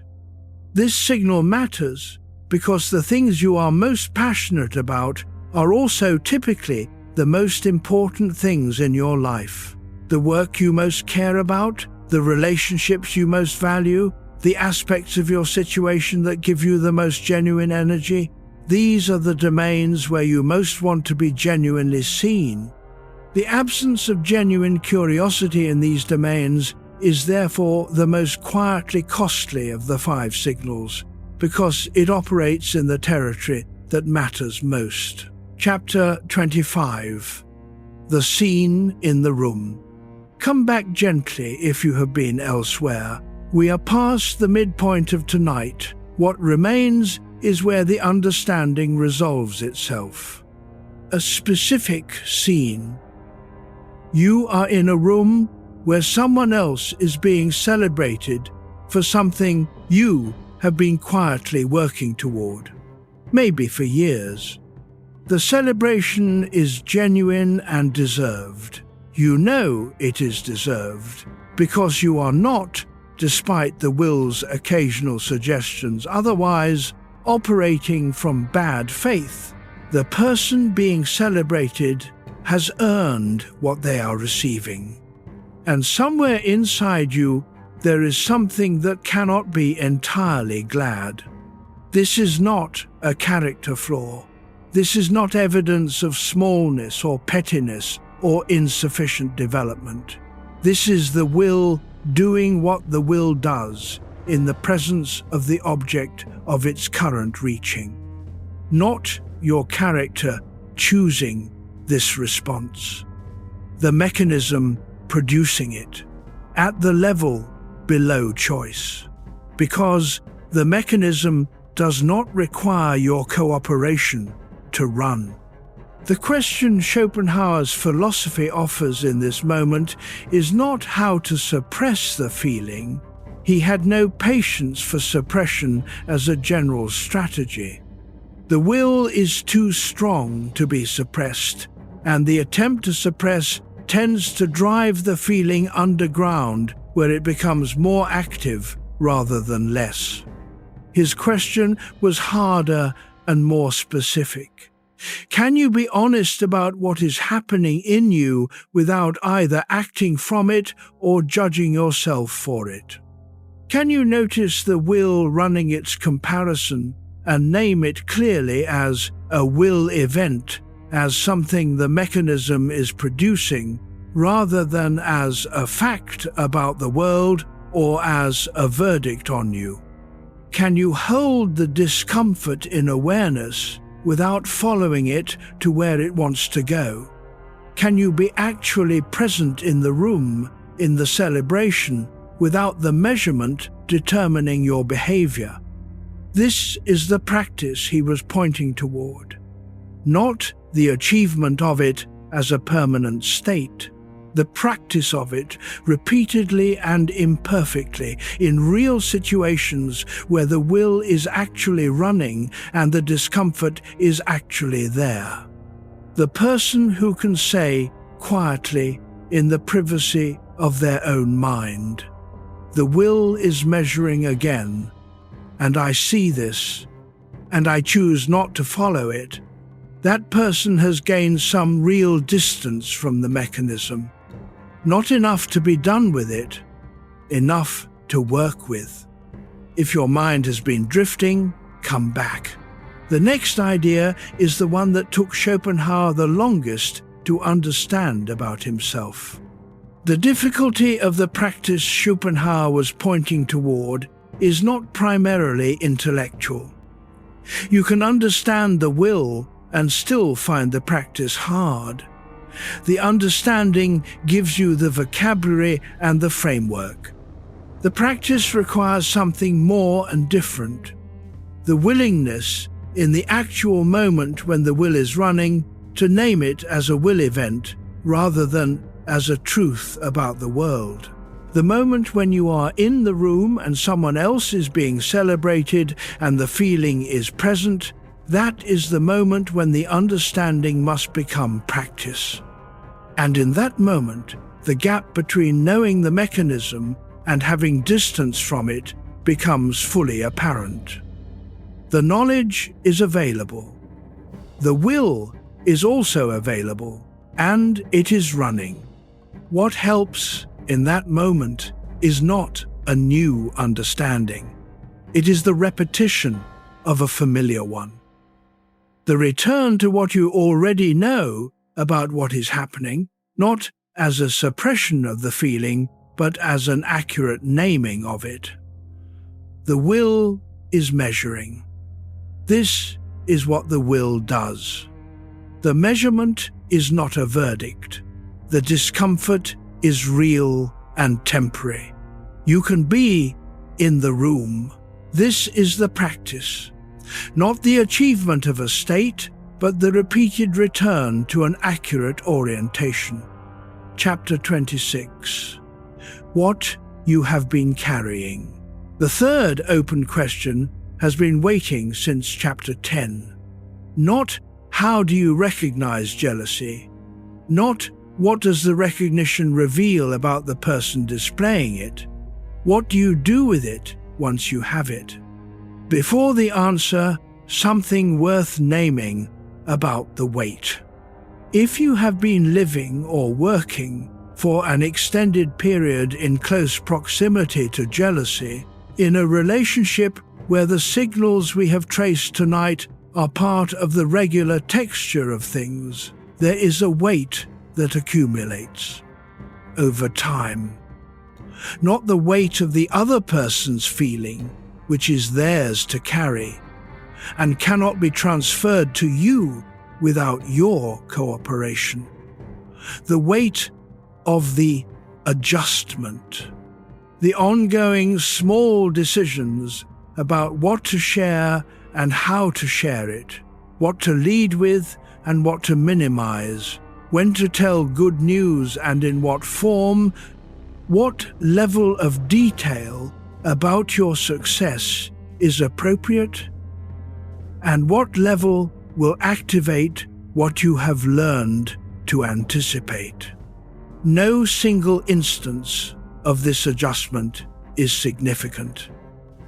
You make dozens of small decisions in a day, and these decisions are among the smaller ones. But they accumulate in the body in the way that constant, small concessions accumulate, as a tiredness that has no clear physical origin, but settles in the shoulders, the jaw, the chest, a sense of having been edited over a long period, of having become, in this particular relationship, a version of yourself that is somewhat smaller than what you are elsewhere. That has learned to move carefully around the edges of what it contains. You have been managing something that was never yours to manage. The will in the other person is not your responsibility. The specific form their comparison takes in your presence is not something you caused or can cure through careful management of your own behavior. The adjustments you have been making do not protect the relationship. They protect the other person's comfort at the cost of your ease within the relationship, and they do not even work, as Schopenhauer's structural account shows. The will shifts its object. Conceal one aspect of your life, and the comparison finds another aspect. The management produces temporary relief at best, and the cost of maintaining it is paid continuously. The weight you have been carrying was never yours to carry.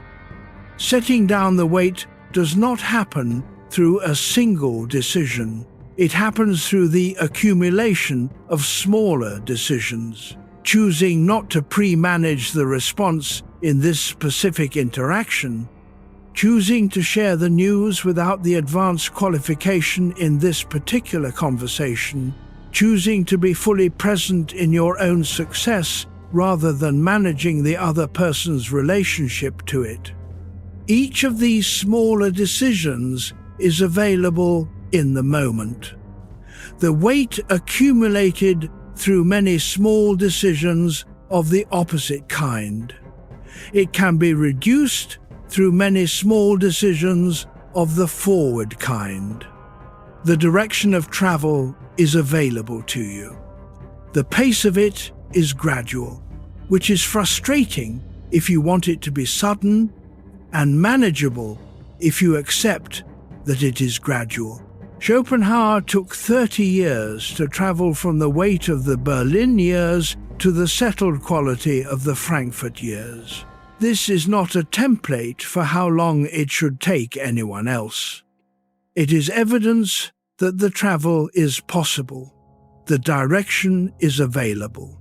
The weight can be reduced over time by the accumulated effect of choosing not to carry it, one small choice at a time.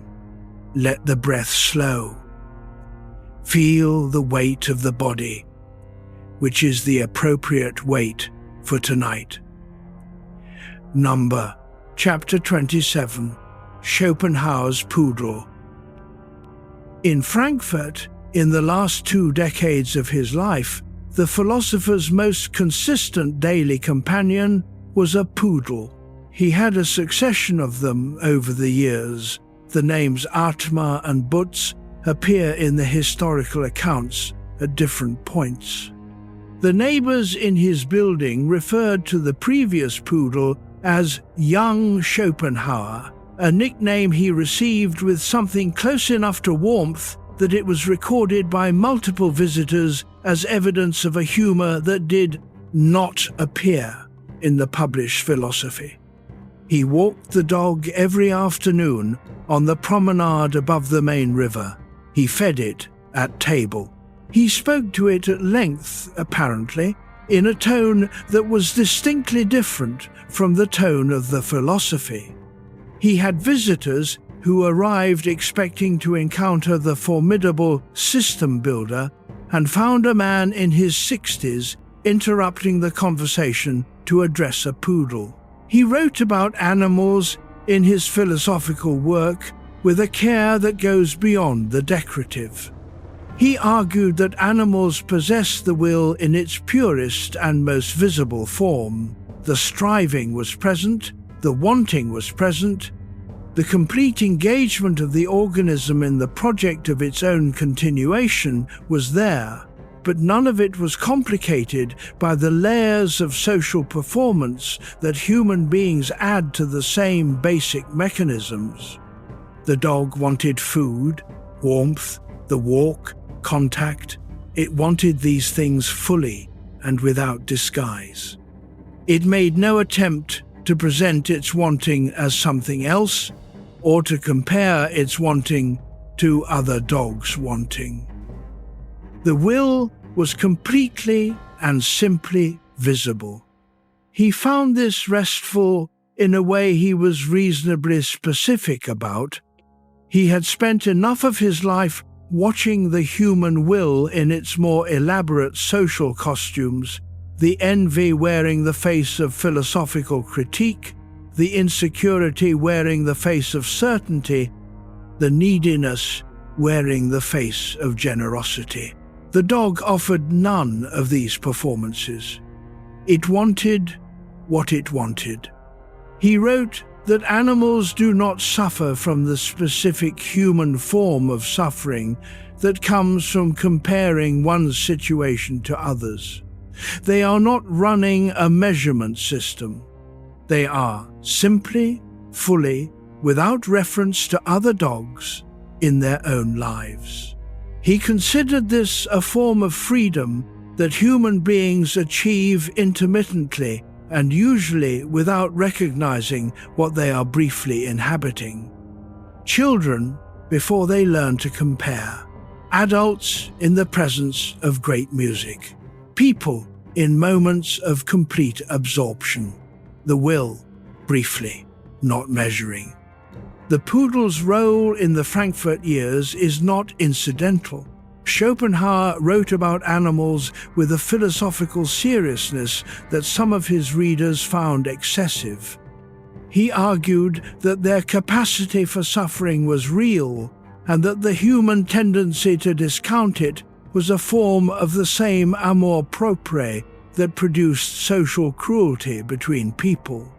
He wrote about this in the context of a broader argument about compassion as the foundation of ethics.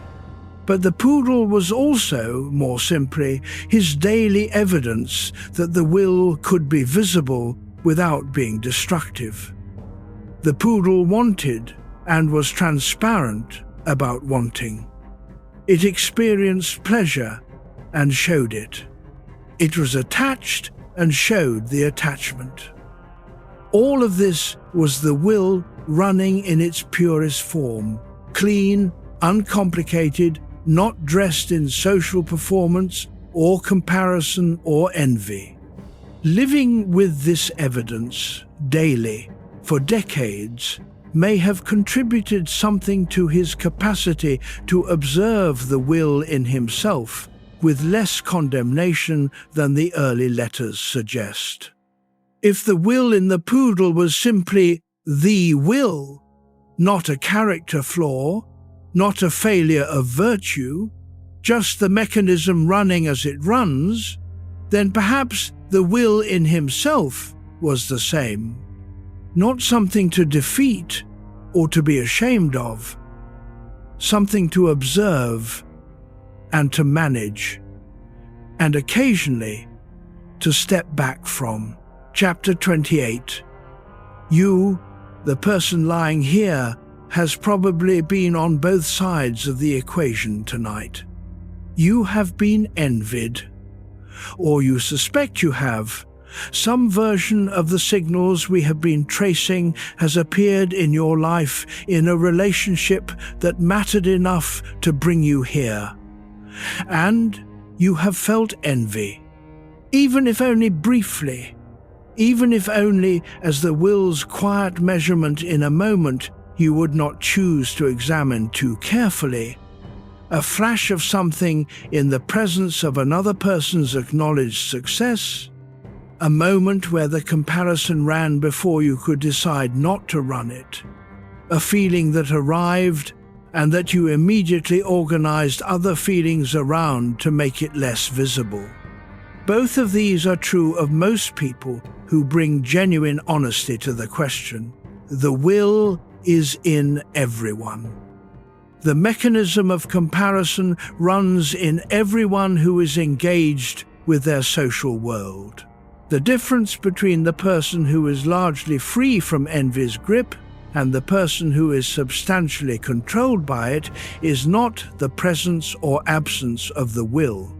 It is the degree to which they have learned to observe the will from some distance, to see the measurement starting, to name it as a mechanism rather than a truth, and to have some choice about whether to follow it.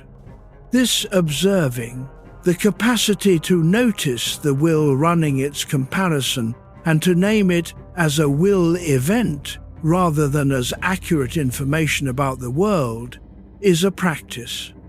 Not an insight that arrives once and removes the feeling permanently, a practice that accumulates slowly through the repeated experience of catching the mechanism in motion and choosing not to follow it all the way to where it wants to go. Schopenhauer's own life is proof of how long the practice takes and how imperfect the progress is. He felt envy acutely for decades, understood it philosophically during those same decades, and remained in its grip in the specific way that the Berlin years and the Hegel correspondence document. The understanding was not the cure. The understanding was still true and still useful for you tonight. Wherever the recognition arrived, whether it was recognition of the mechanism in another person or recognition of the will's comparison in yourself, this is the beginning of some real distance from it. You are seeing it. Seeing it is where the distance starts. The fact that the will is in you does not mean you are responsible for every comparison it runs. The will runs automatically. The comparisons it makes are not chosen. What you are responsible for is what you do with the comparisons once they surface, whether you follow them to where they want to go, whether you act from them, whether you organize your behavior around them or observe them and allow them to pass. This is not a moral instruction in the conventional sense. It is a practical description of what is available.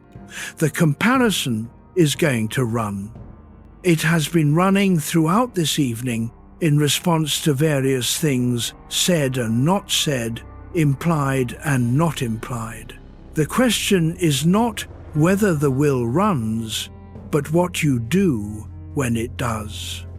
The person who can notice the will running and name it accurately, even to themselves, even only in the moment of recognition before it passes, has done the thing that Schopenhauer's entire philosophy is building toward. Not transcendence, not freedom. Accurate observation, followed by a small choice about whether to follow or to let pass.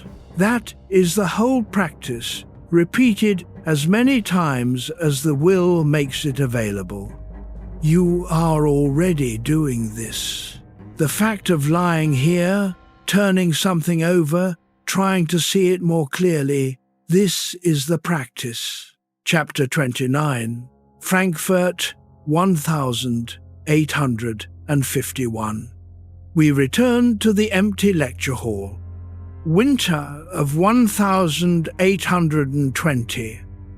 5 students enrolled in Schopenhauer's course at the University of Berlin. The enrollment fell to 3. The course was discontinued. The philosopher who had scheduled his lectures directly against Hegel's in the genuine belief that the quality of the thinking would be recognized and chosen, walked home through the winter streets of Berlin to a set of rented rooms. He was wrong in a specific way, not about the philosophy, about what the philosophy would immediately produce. He had believed that being correct was sufficient, that the will in other people, properly engaged by genuine philosophical truth, would recognize correct thinking and respond to it. He had not yet fully absorbed the implication of his own most important argument. The will does not primarily respond to truth. It responds to what provides the experience of recognition it is looking for in the moment it is looking. Hegel provided that experience for a particular cultural moment.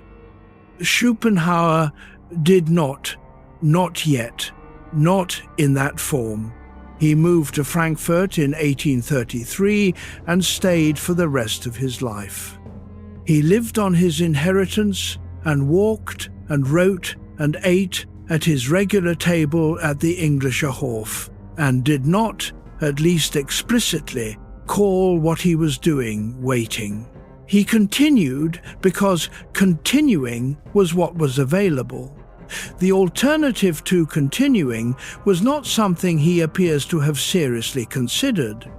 In 1851, at the age of 63, he published Parerga and Paralipomena, 2 volumes of essays more accessible than the system, closer in form to what a general educated reader could receive and absorb without the full technical apparatus of the main work. Within a few years, readers came.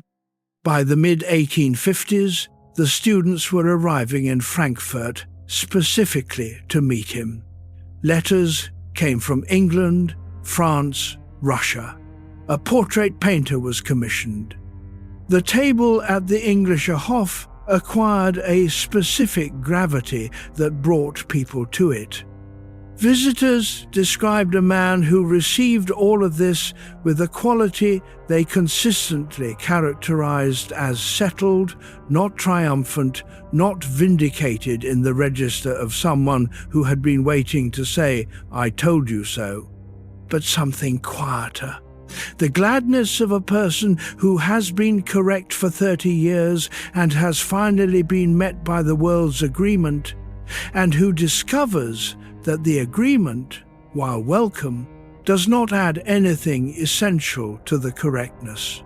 He had waited 31 years from the empty lecture hall to the full restaurant. He had done so by continuing, in the absence of the validation, in the direction he believed was right. The will's suffering at the other's recognition had not ended during those 31 years, but he had learned to work and live and continue without making the working contingent on the recognition arriving. The quality Gwynner and other visitors described in the late Schopenhauer, the settled quality, the ease that had not been there before, seems to have arrived not with the recognition itself, but sometime after the recognition had been present long enough to feel reliable. Not in the first rush of letters and admirers. Later, when the recognition had stabilized into a new baseline and the will had incorporated it. The will incorporates what it receives. It shifts its comparison field in response to changes in situation. When the situation changes substantially enough and stays changed long enough, the will recalibrates. The suffering from the old comparison diminishes as the comparison field adjusts. This is not a solution. The will find new comparisons always, but it is a partial, temporary reduction in the specific suffering that had been running for 30 years. What made the recalibration possible was the continuation, the decision, repeated over 30 years, to keep working and thinking and writing in the direction he believed was right, without the validation making the continuation contingent on its arrival. The validation arrived. The continuation had already established a life that did not need the validation in order to be real.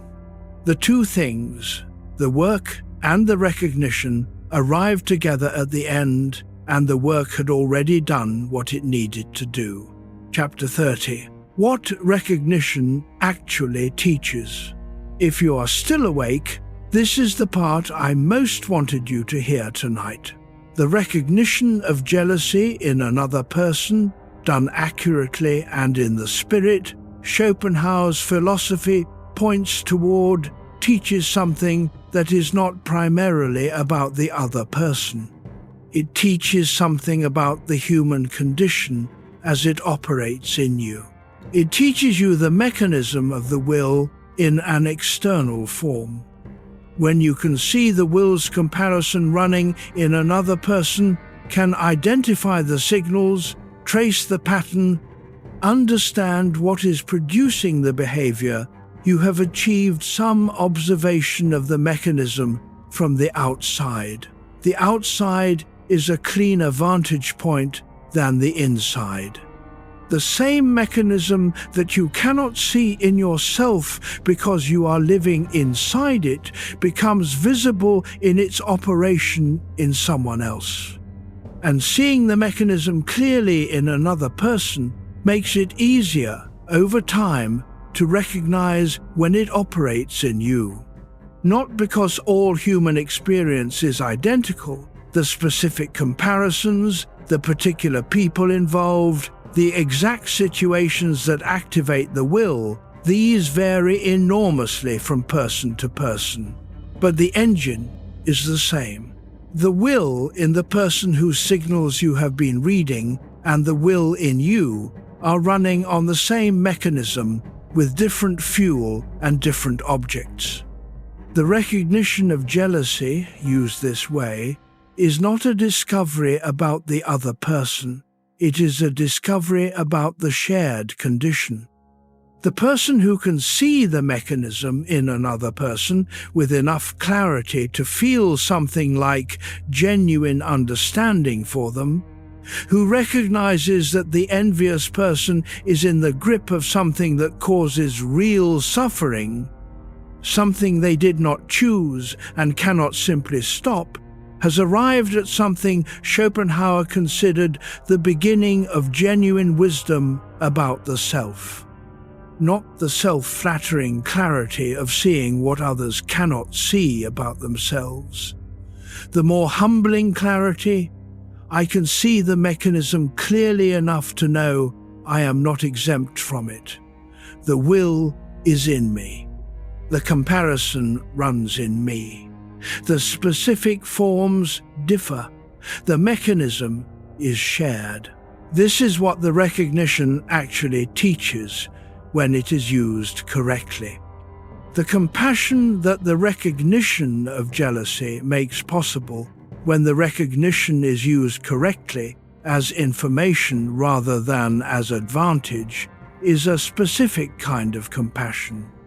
Not the compassion of someone who feels superior and therefore magnanimous, the compassion of someone who recognizes a shared condition and understands something about its difficulty from the inside. This is Schopenhauer's compassion.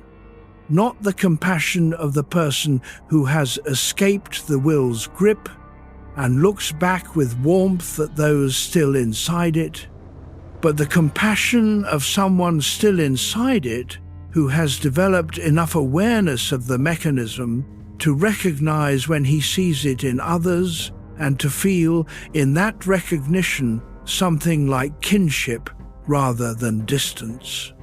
The person in whose presence the will's comparison is running, the person showing the minimizing question, the shadow in the good news, the absence at your success, is not your enemy. They are a person whose will is doing what the will does. You know something about that from the inside. The recognition of their suffering, made possible by your own familiarity with the mechanism, is the beginning of a response that costs you less and damages them less than the alternatives.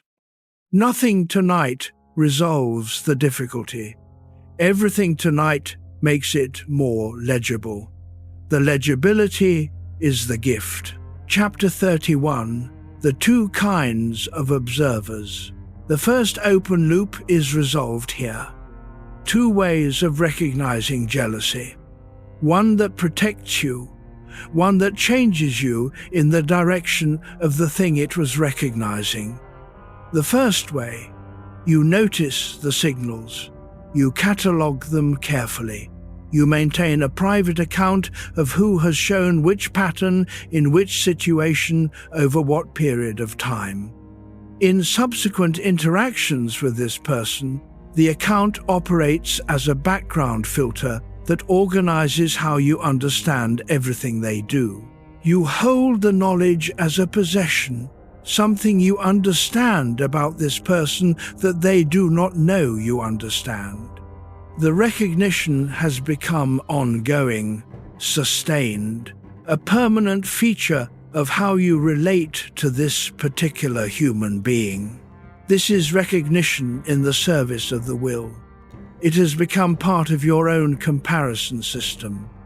Not comparing whether you are better than them in the conventional sense, comparing how much more clearly you see, how much greater your self-awareness is in relation to theirs, how much more honestly you are navigating the territory of human motivation.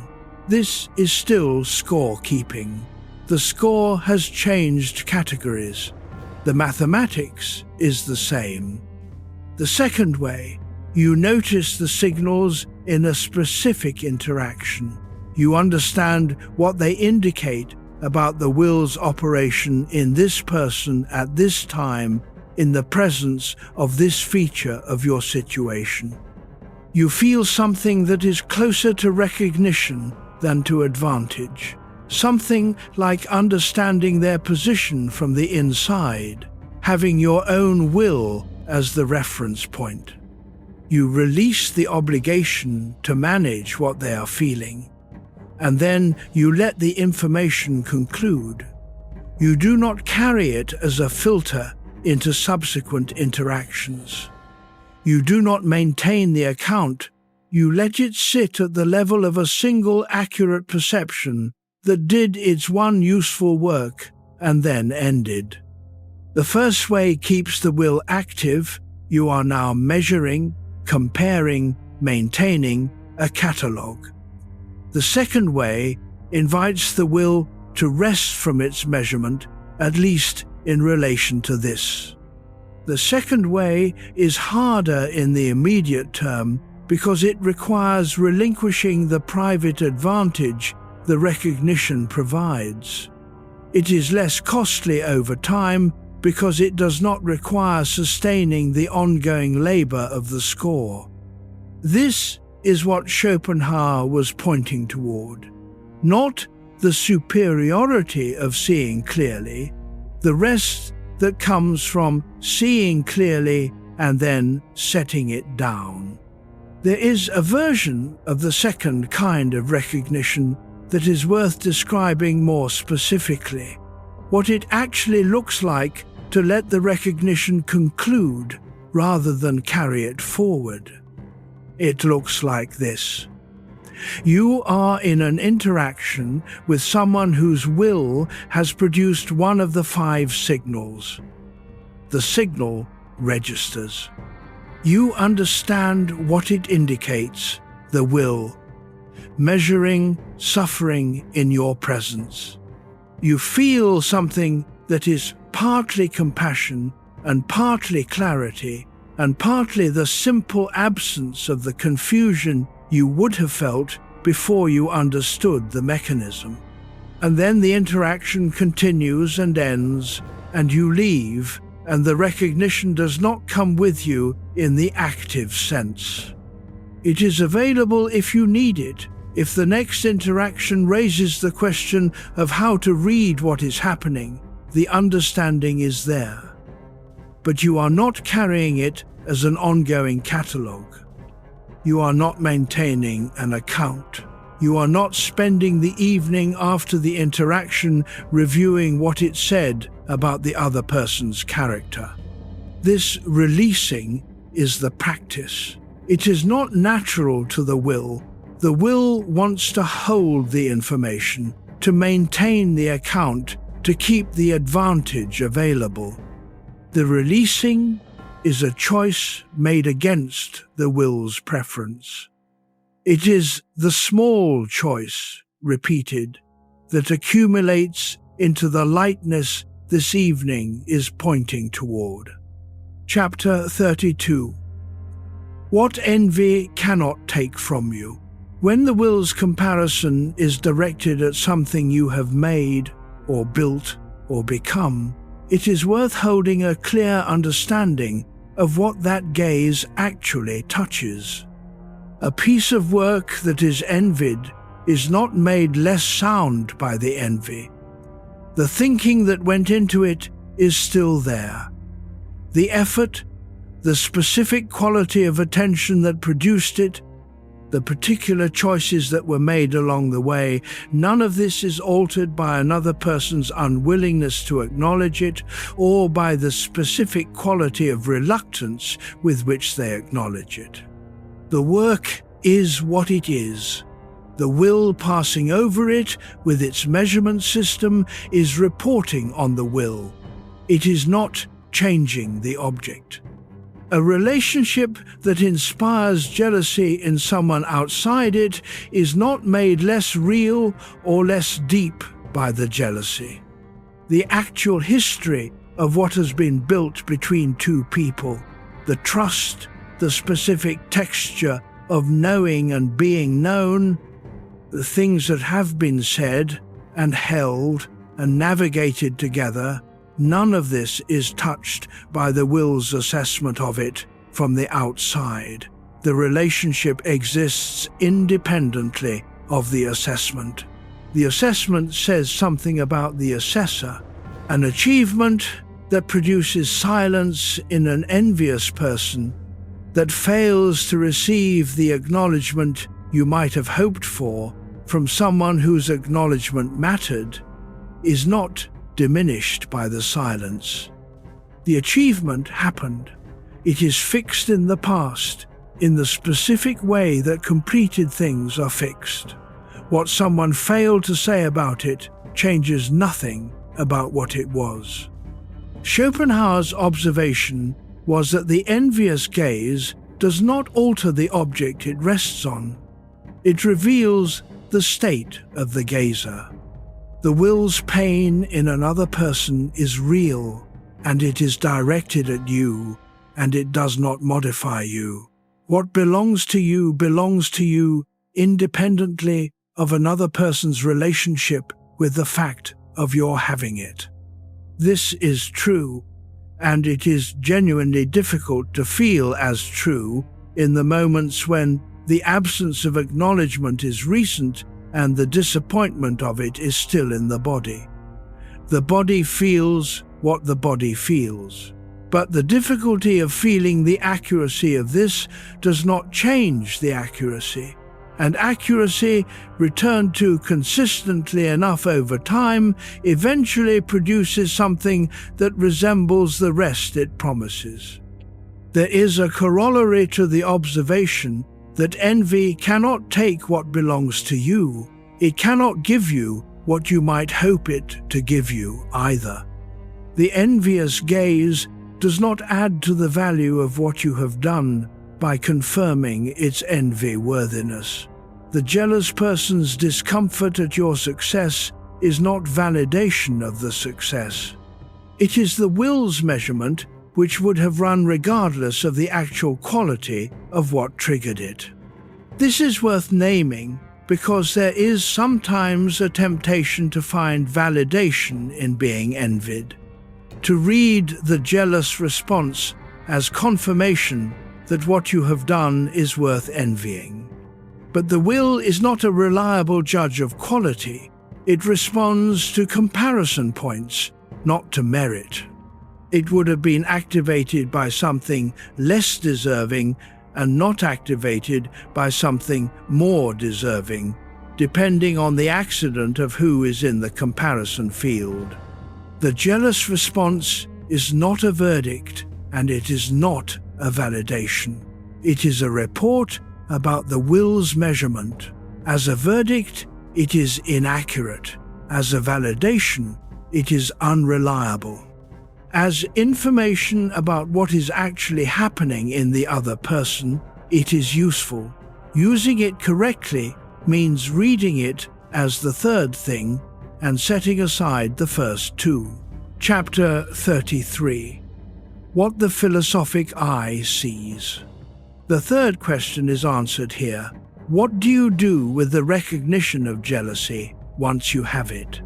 The answer Schopenhauer's philosophy eventually arrives at is this: you use it to release yourself from what was never yours to carry, and then you let it go.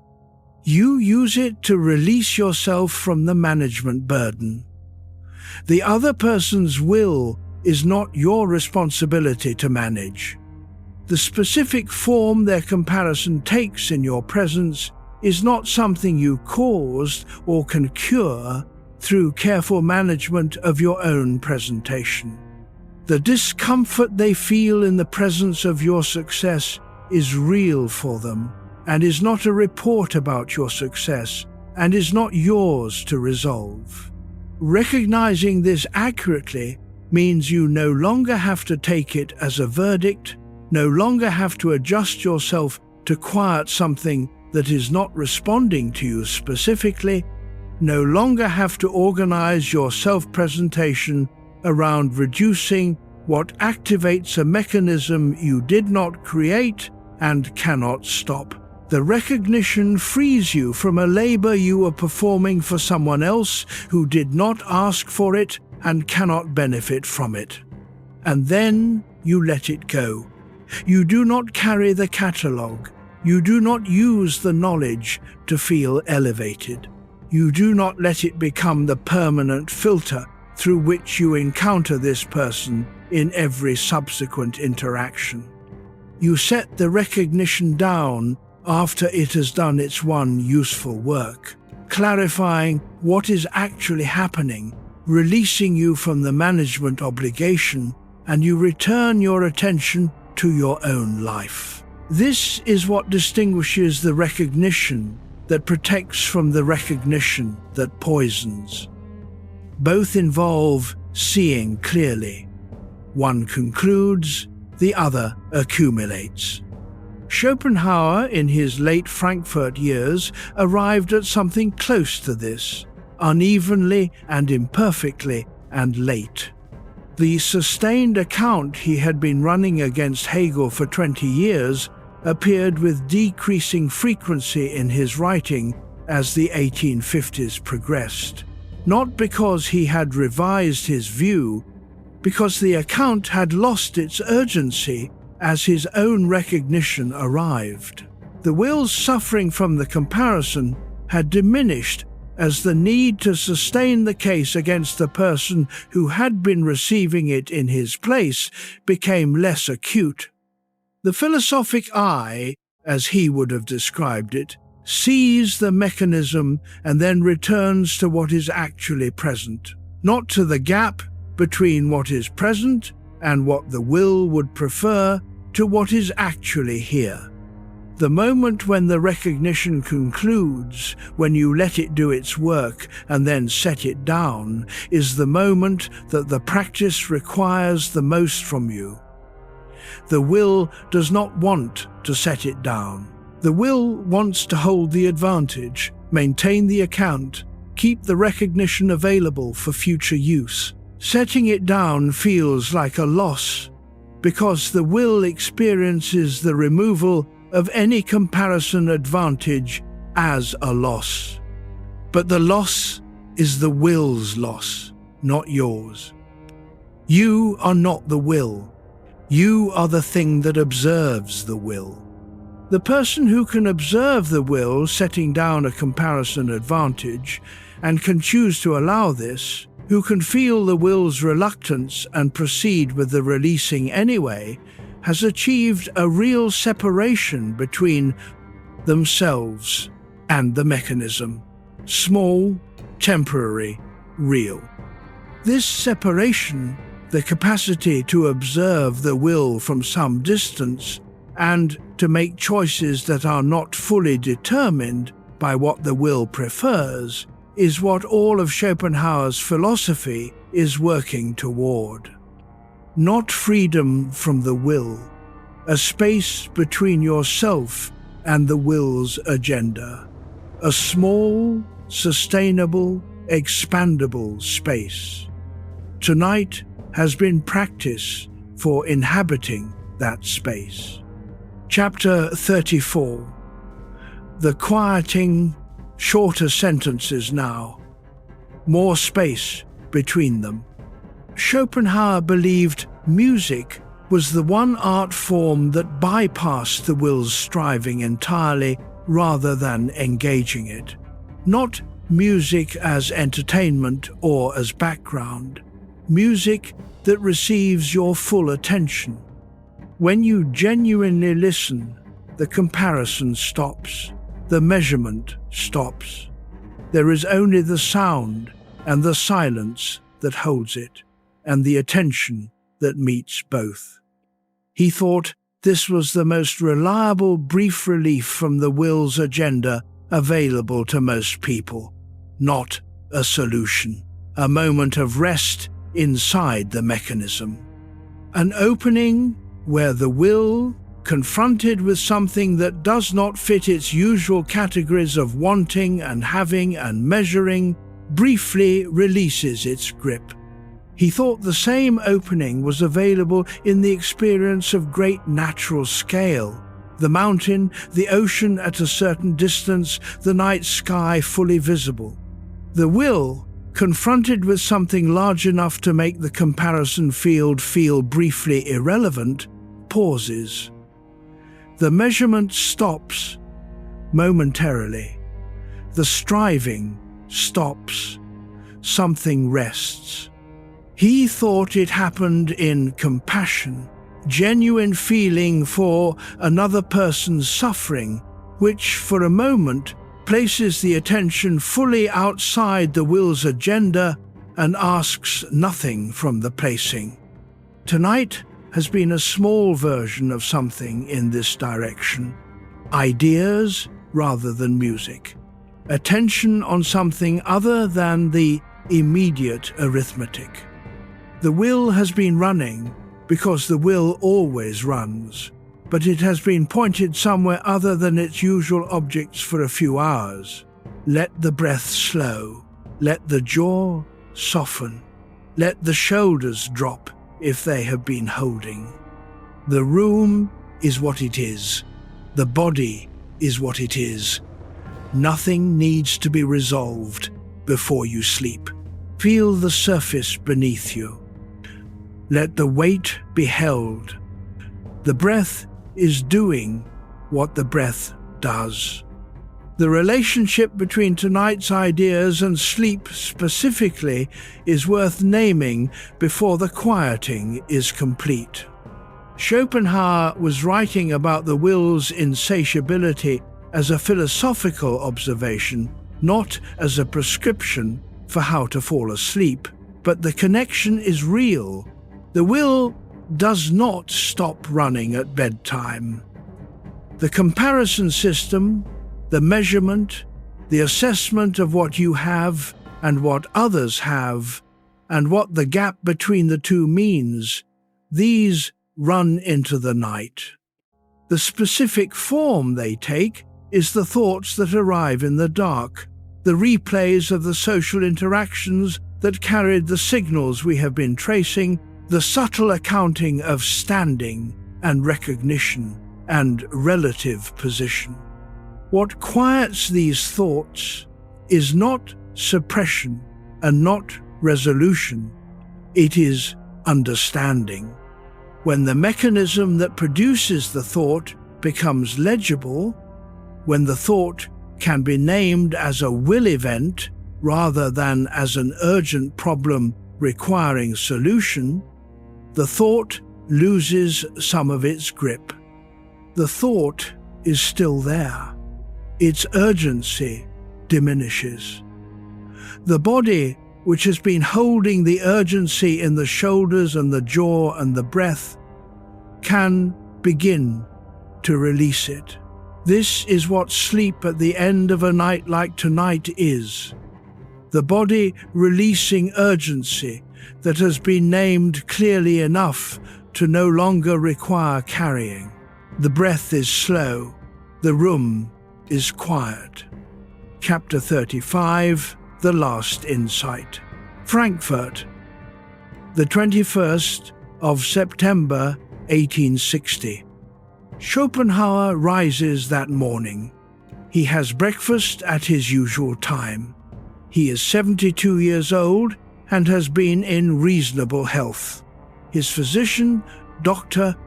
Wilhelm Gwinner, visits that morning and finds him in adequate spirits. They speak. Gwinner leaves. At some point that morning, in his chair in the apartment on Schönaussicht, the philosopher dies. No apparent distress, no drama. He simply ceases, quietly, in the place where he had been thinking and writing for 20 years. The Poodle is presumably in the room.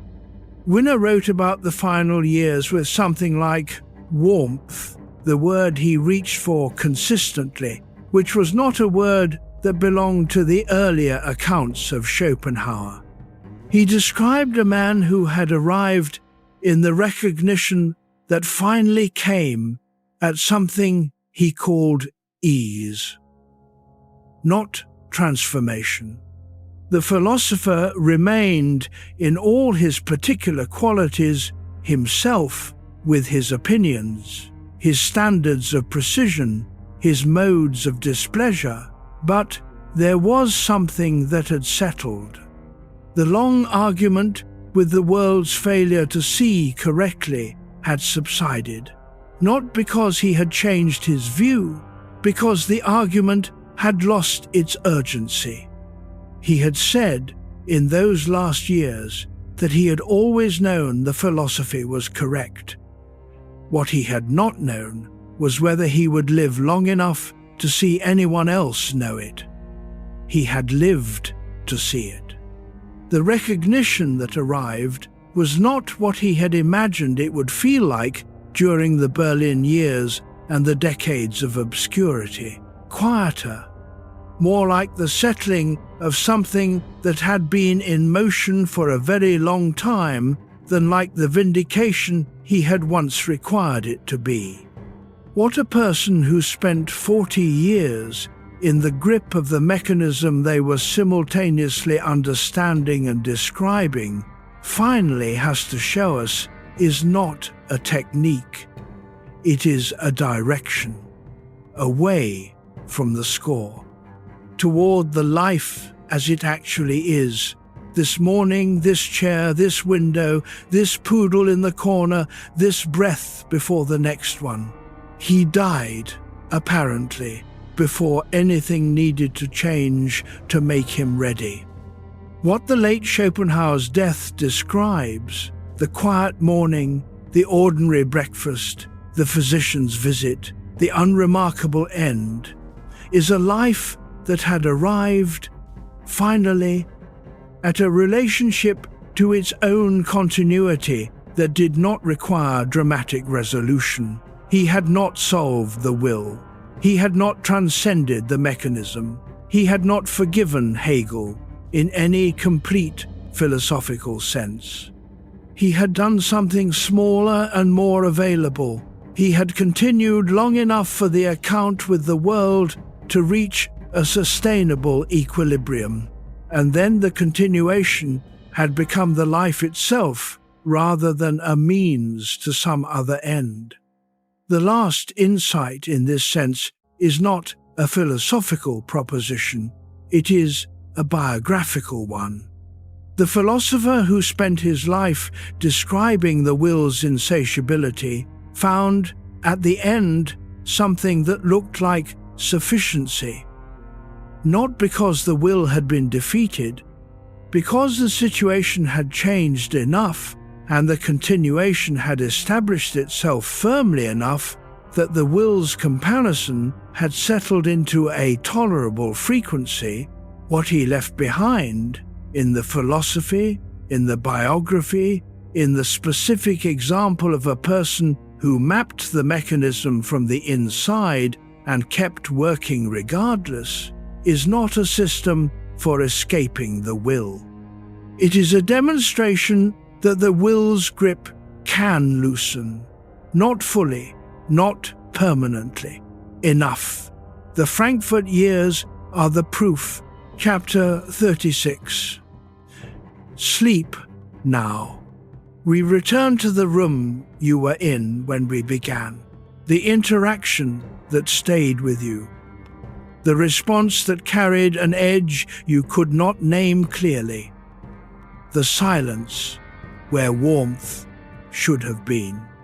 You filed it and moved forward, and then lying here, you found that it had not quite finished moving through you. Tonight has traced a long arc from that feeling, from the specific texture of the experience of being in the presence of jealousy, or of sensing it without being able to name it, all the way back to the foundation Schopenhauer built, the will, the comparison system, the mechanism that runs in everyone and produces in some the specific suffering we have been mapping tonight. What the jealous person reveals when they reveal themselves is the will in operation, the comparison running, the pain of the measurement.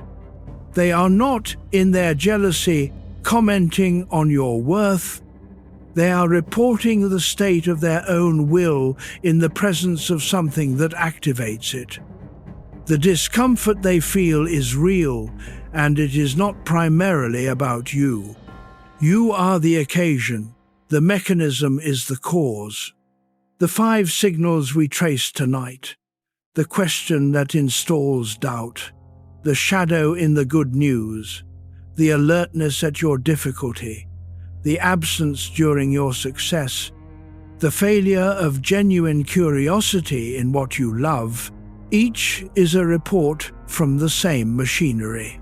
A person whose will is running its comparison in your presence, usually without full awareness of what they are showing, usually without the intention to harm, trying imperfectly to manage what the will produces. The recognition that protects you is the one that does its work and concludes. That frees you from the management obligation and then releases.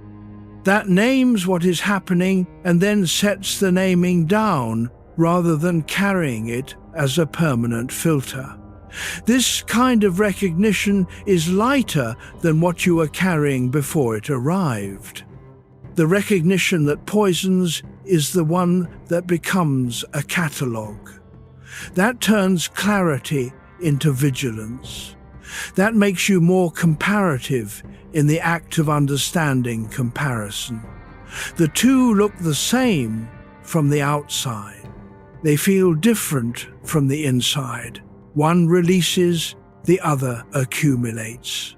What Schopenhauer eventually found, late, expensively, after decades of the accumulating kind, was the lightness available in the releasing kind.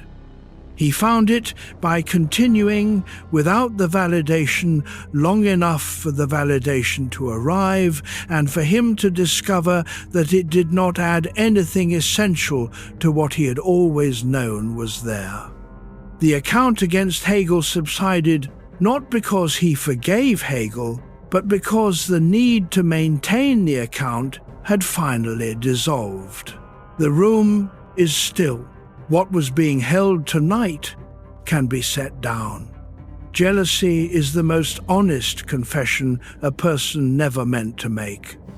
And the person who reads it clearly, who understands what it reveals and what it does not change, and what it was never about, has one less reason to take personally what was never personal. Sleep now.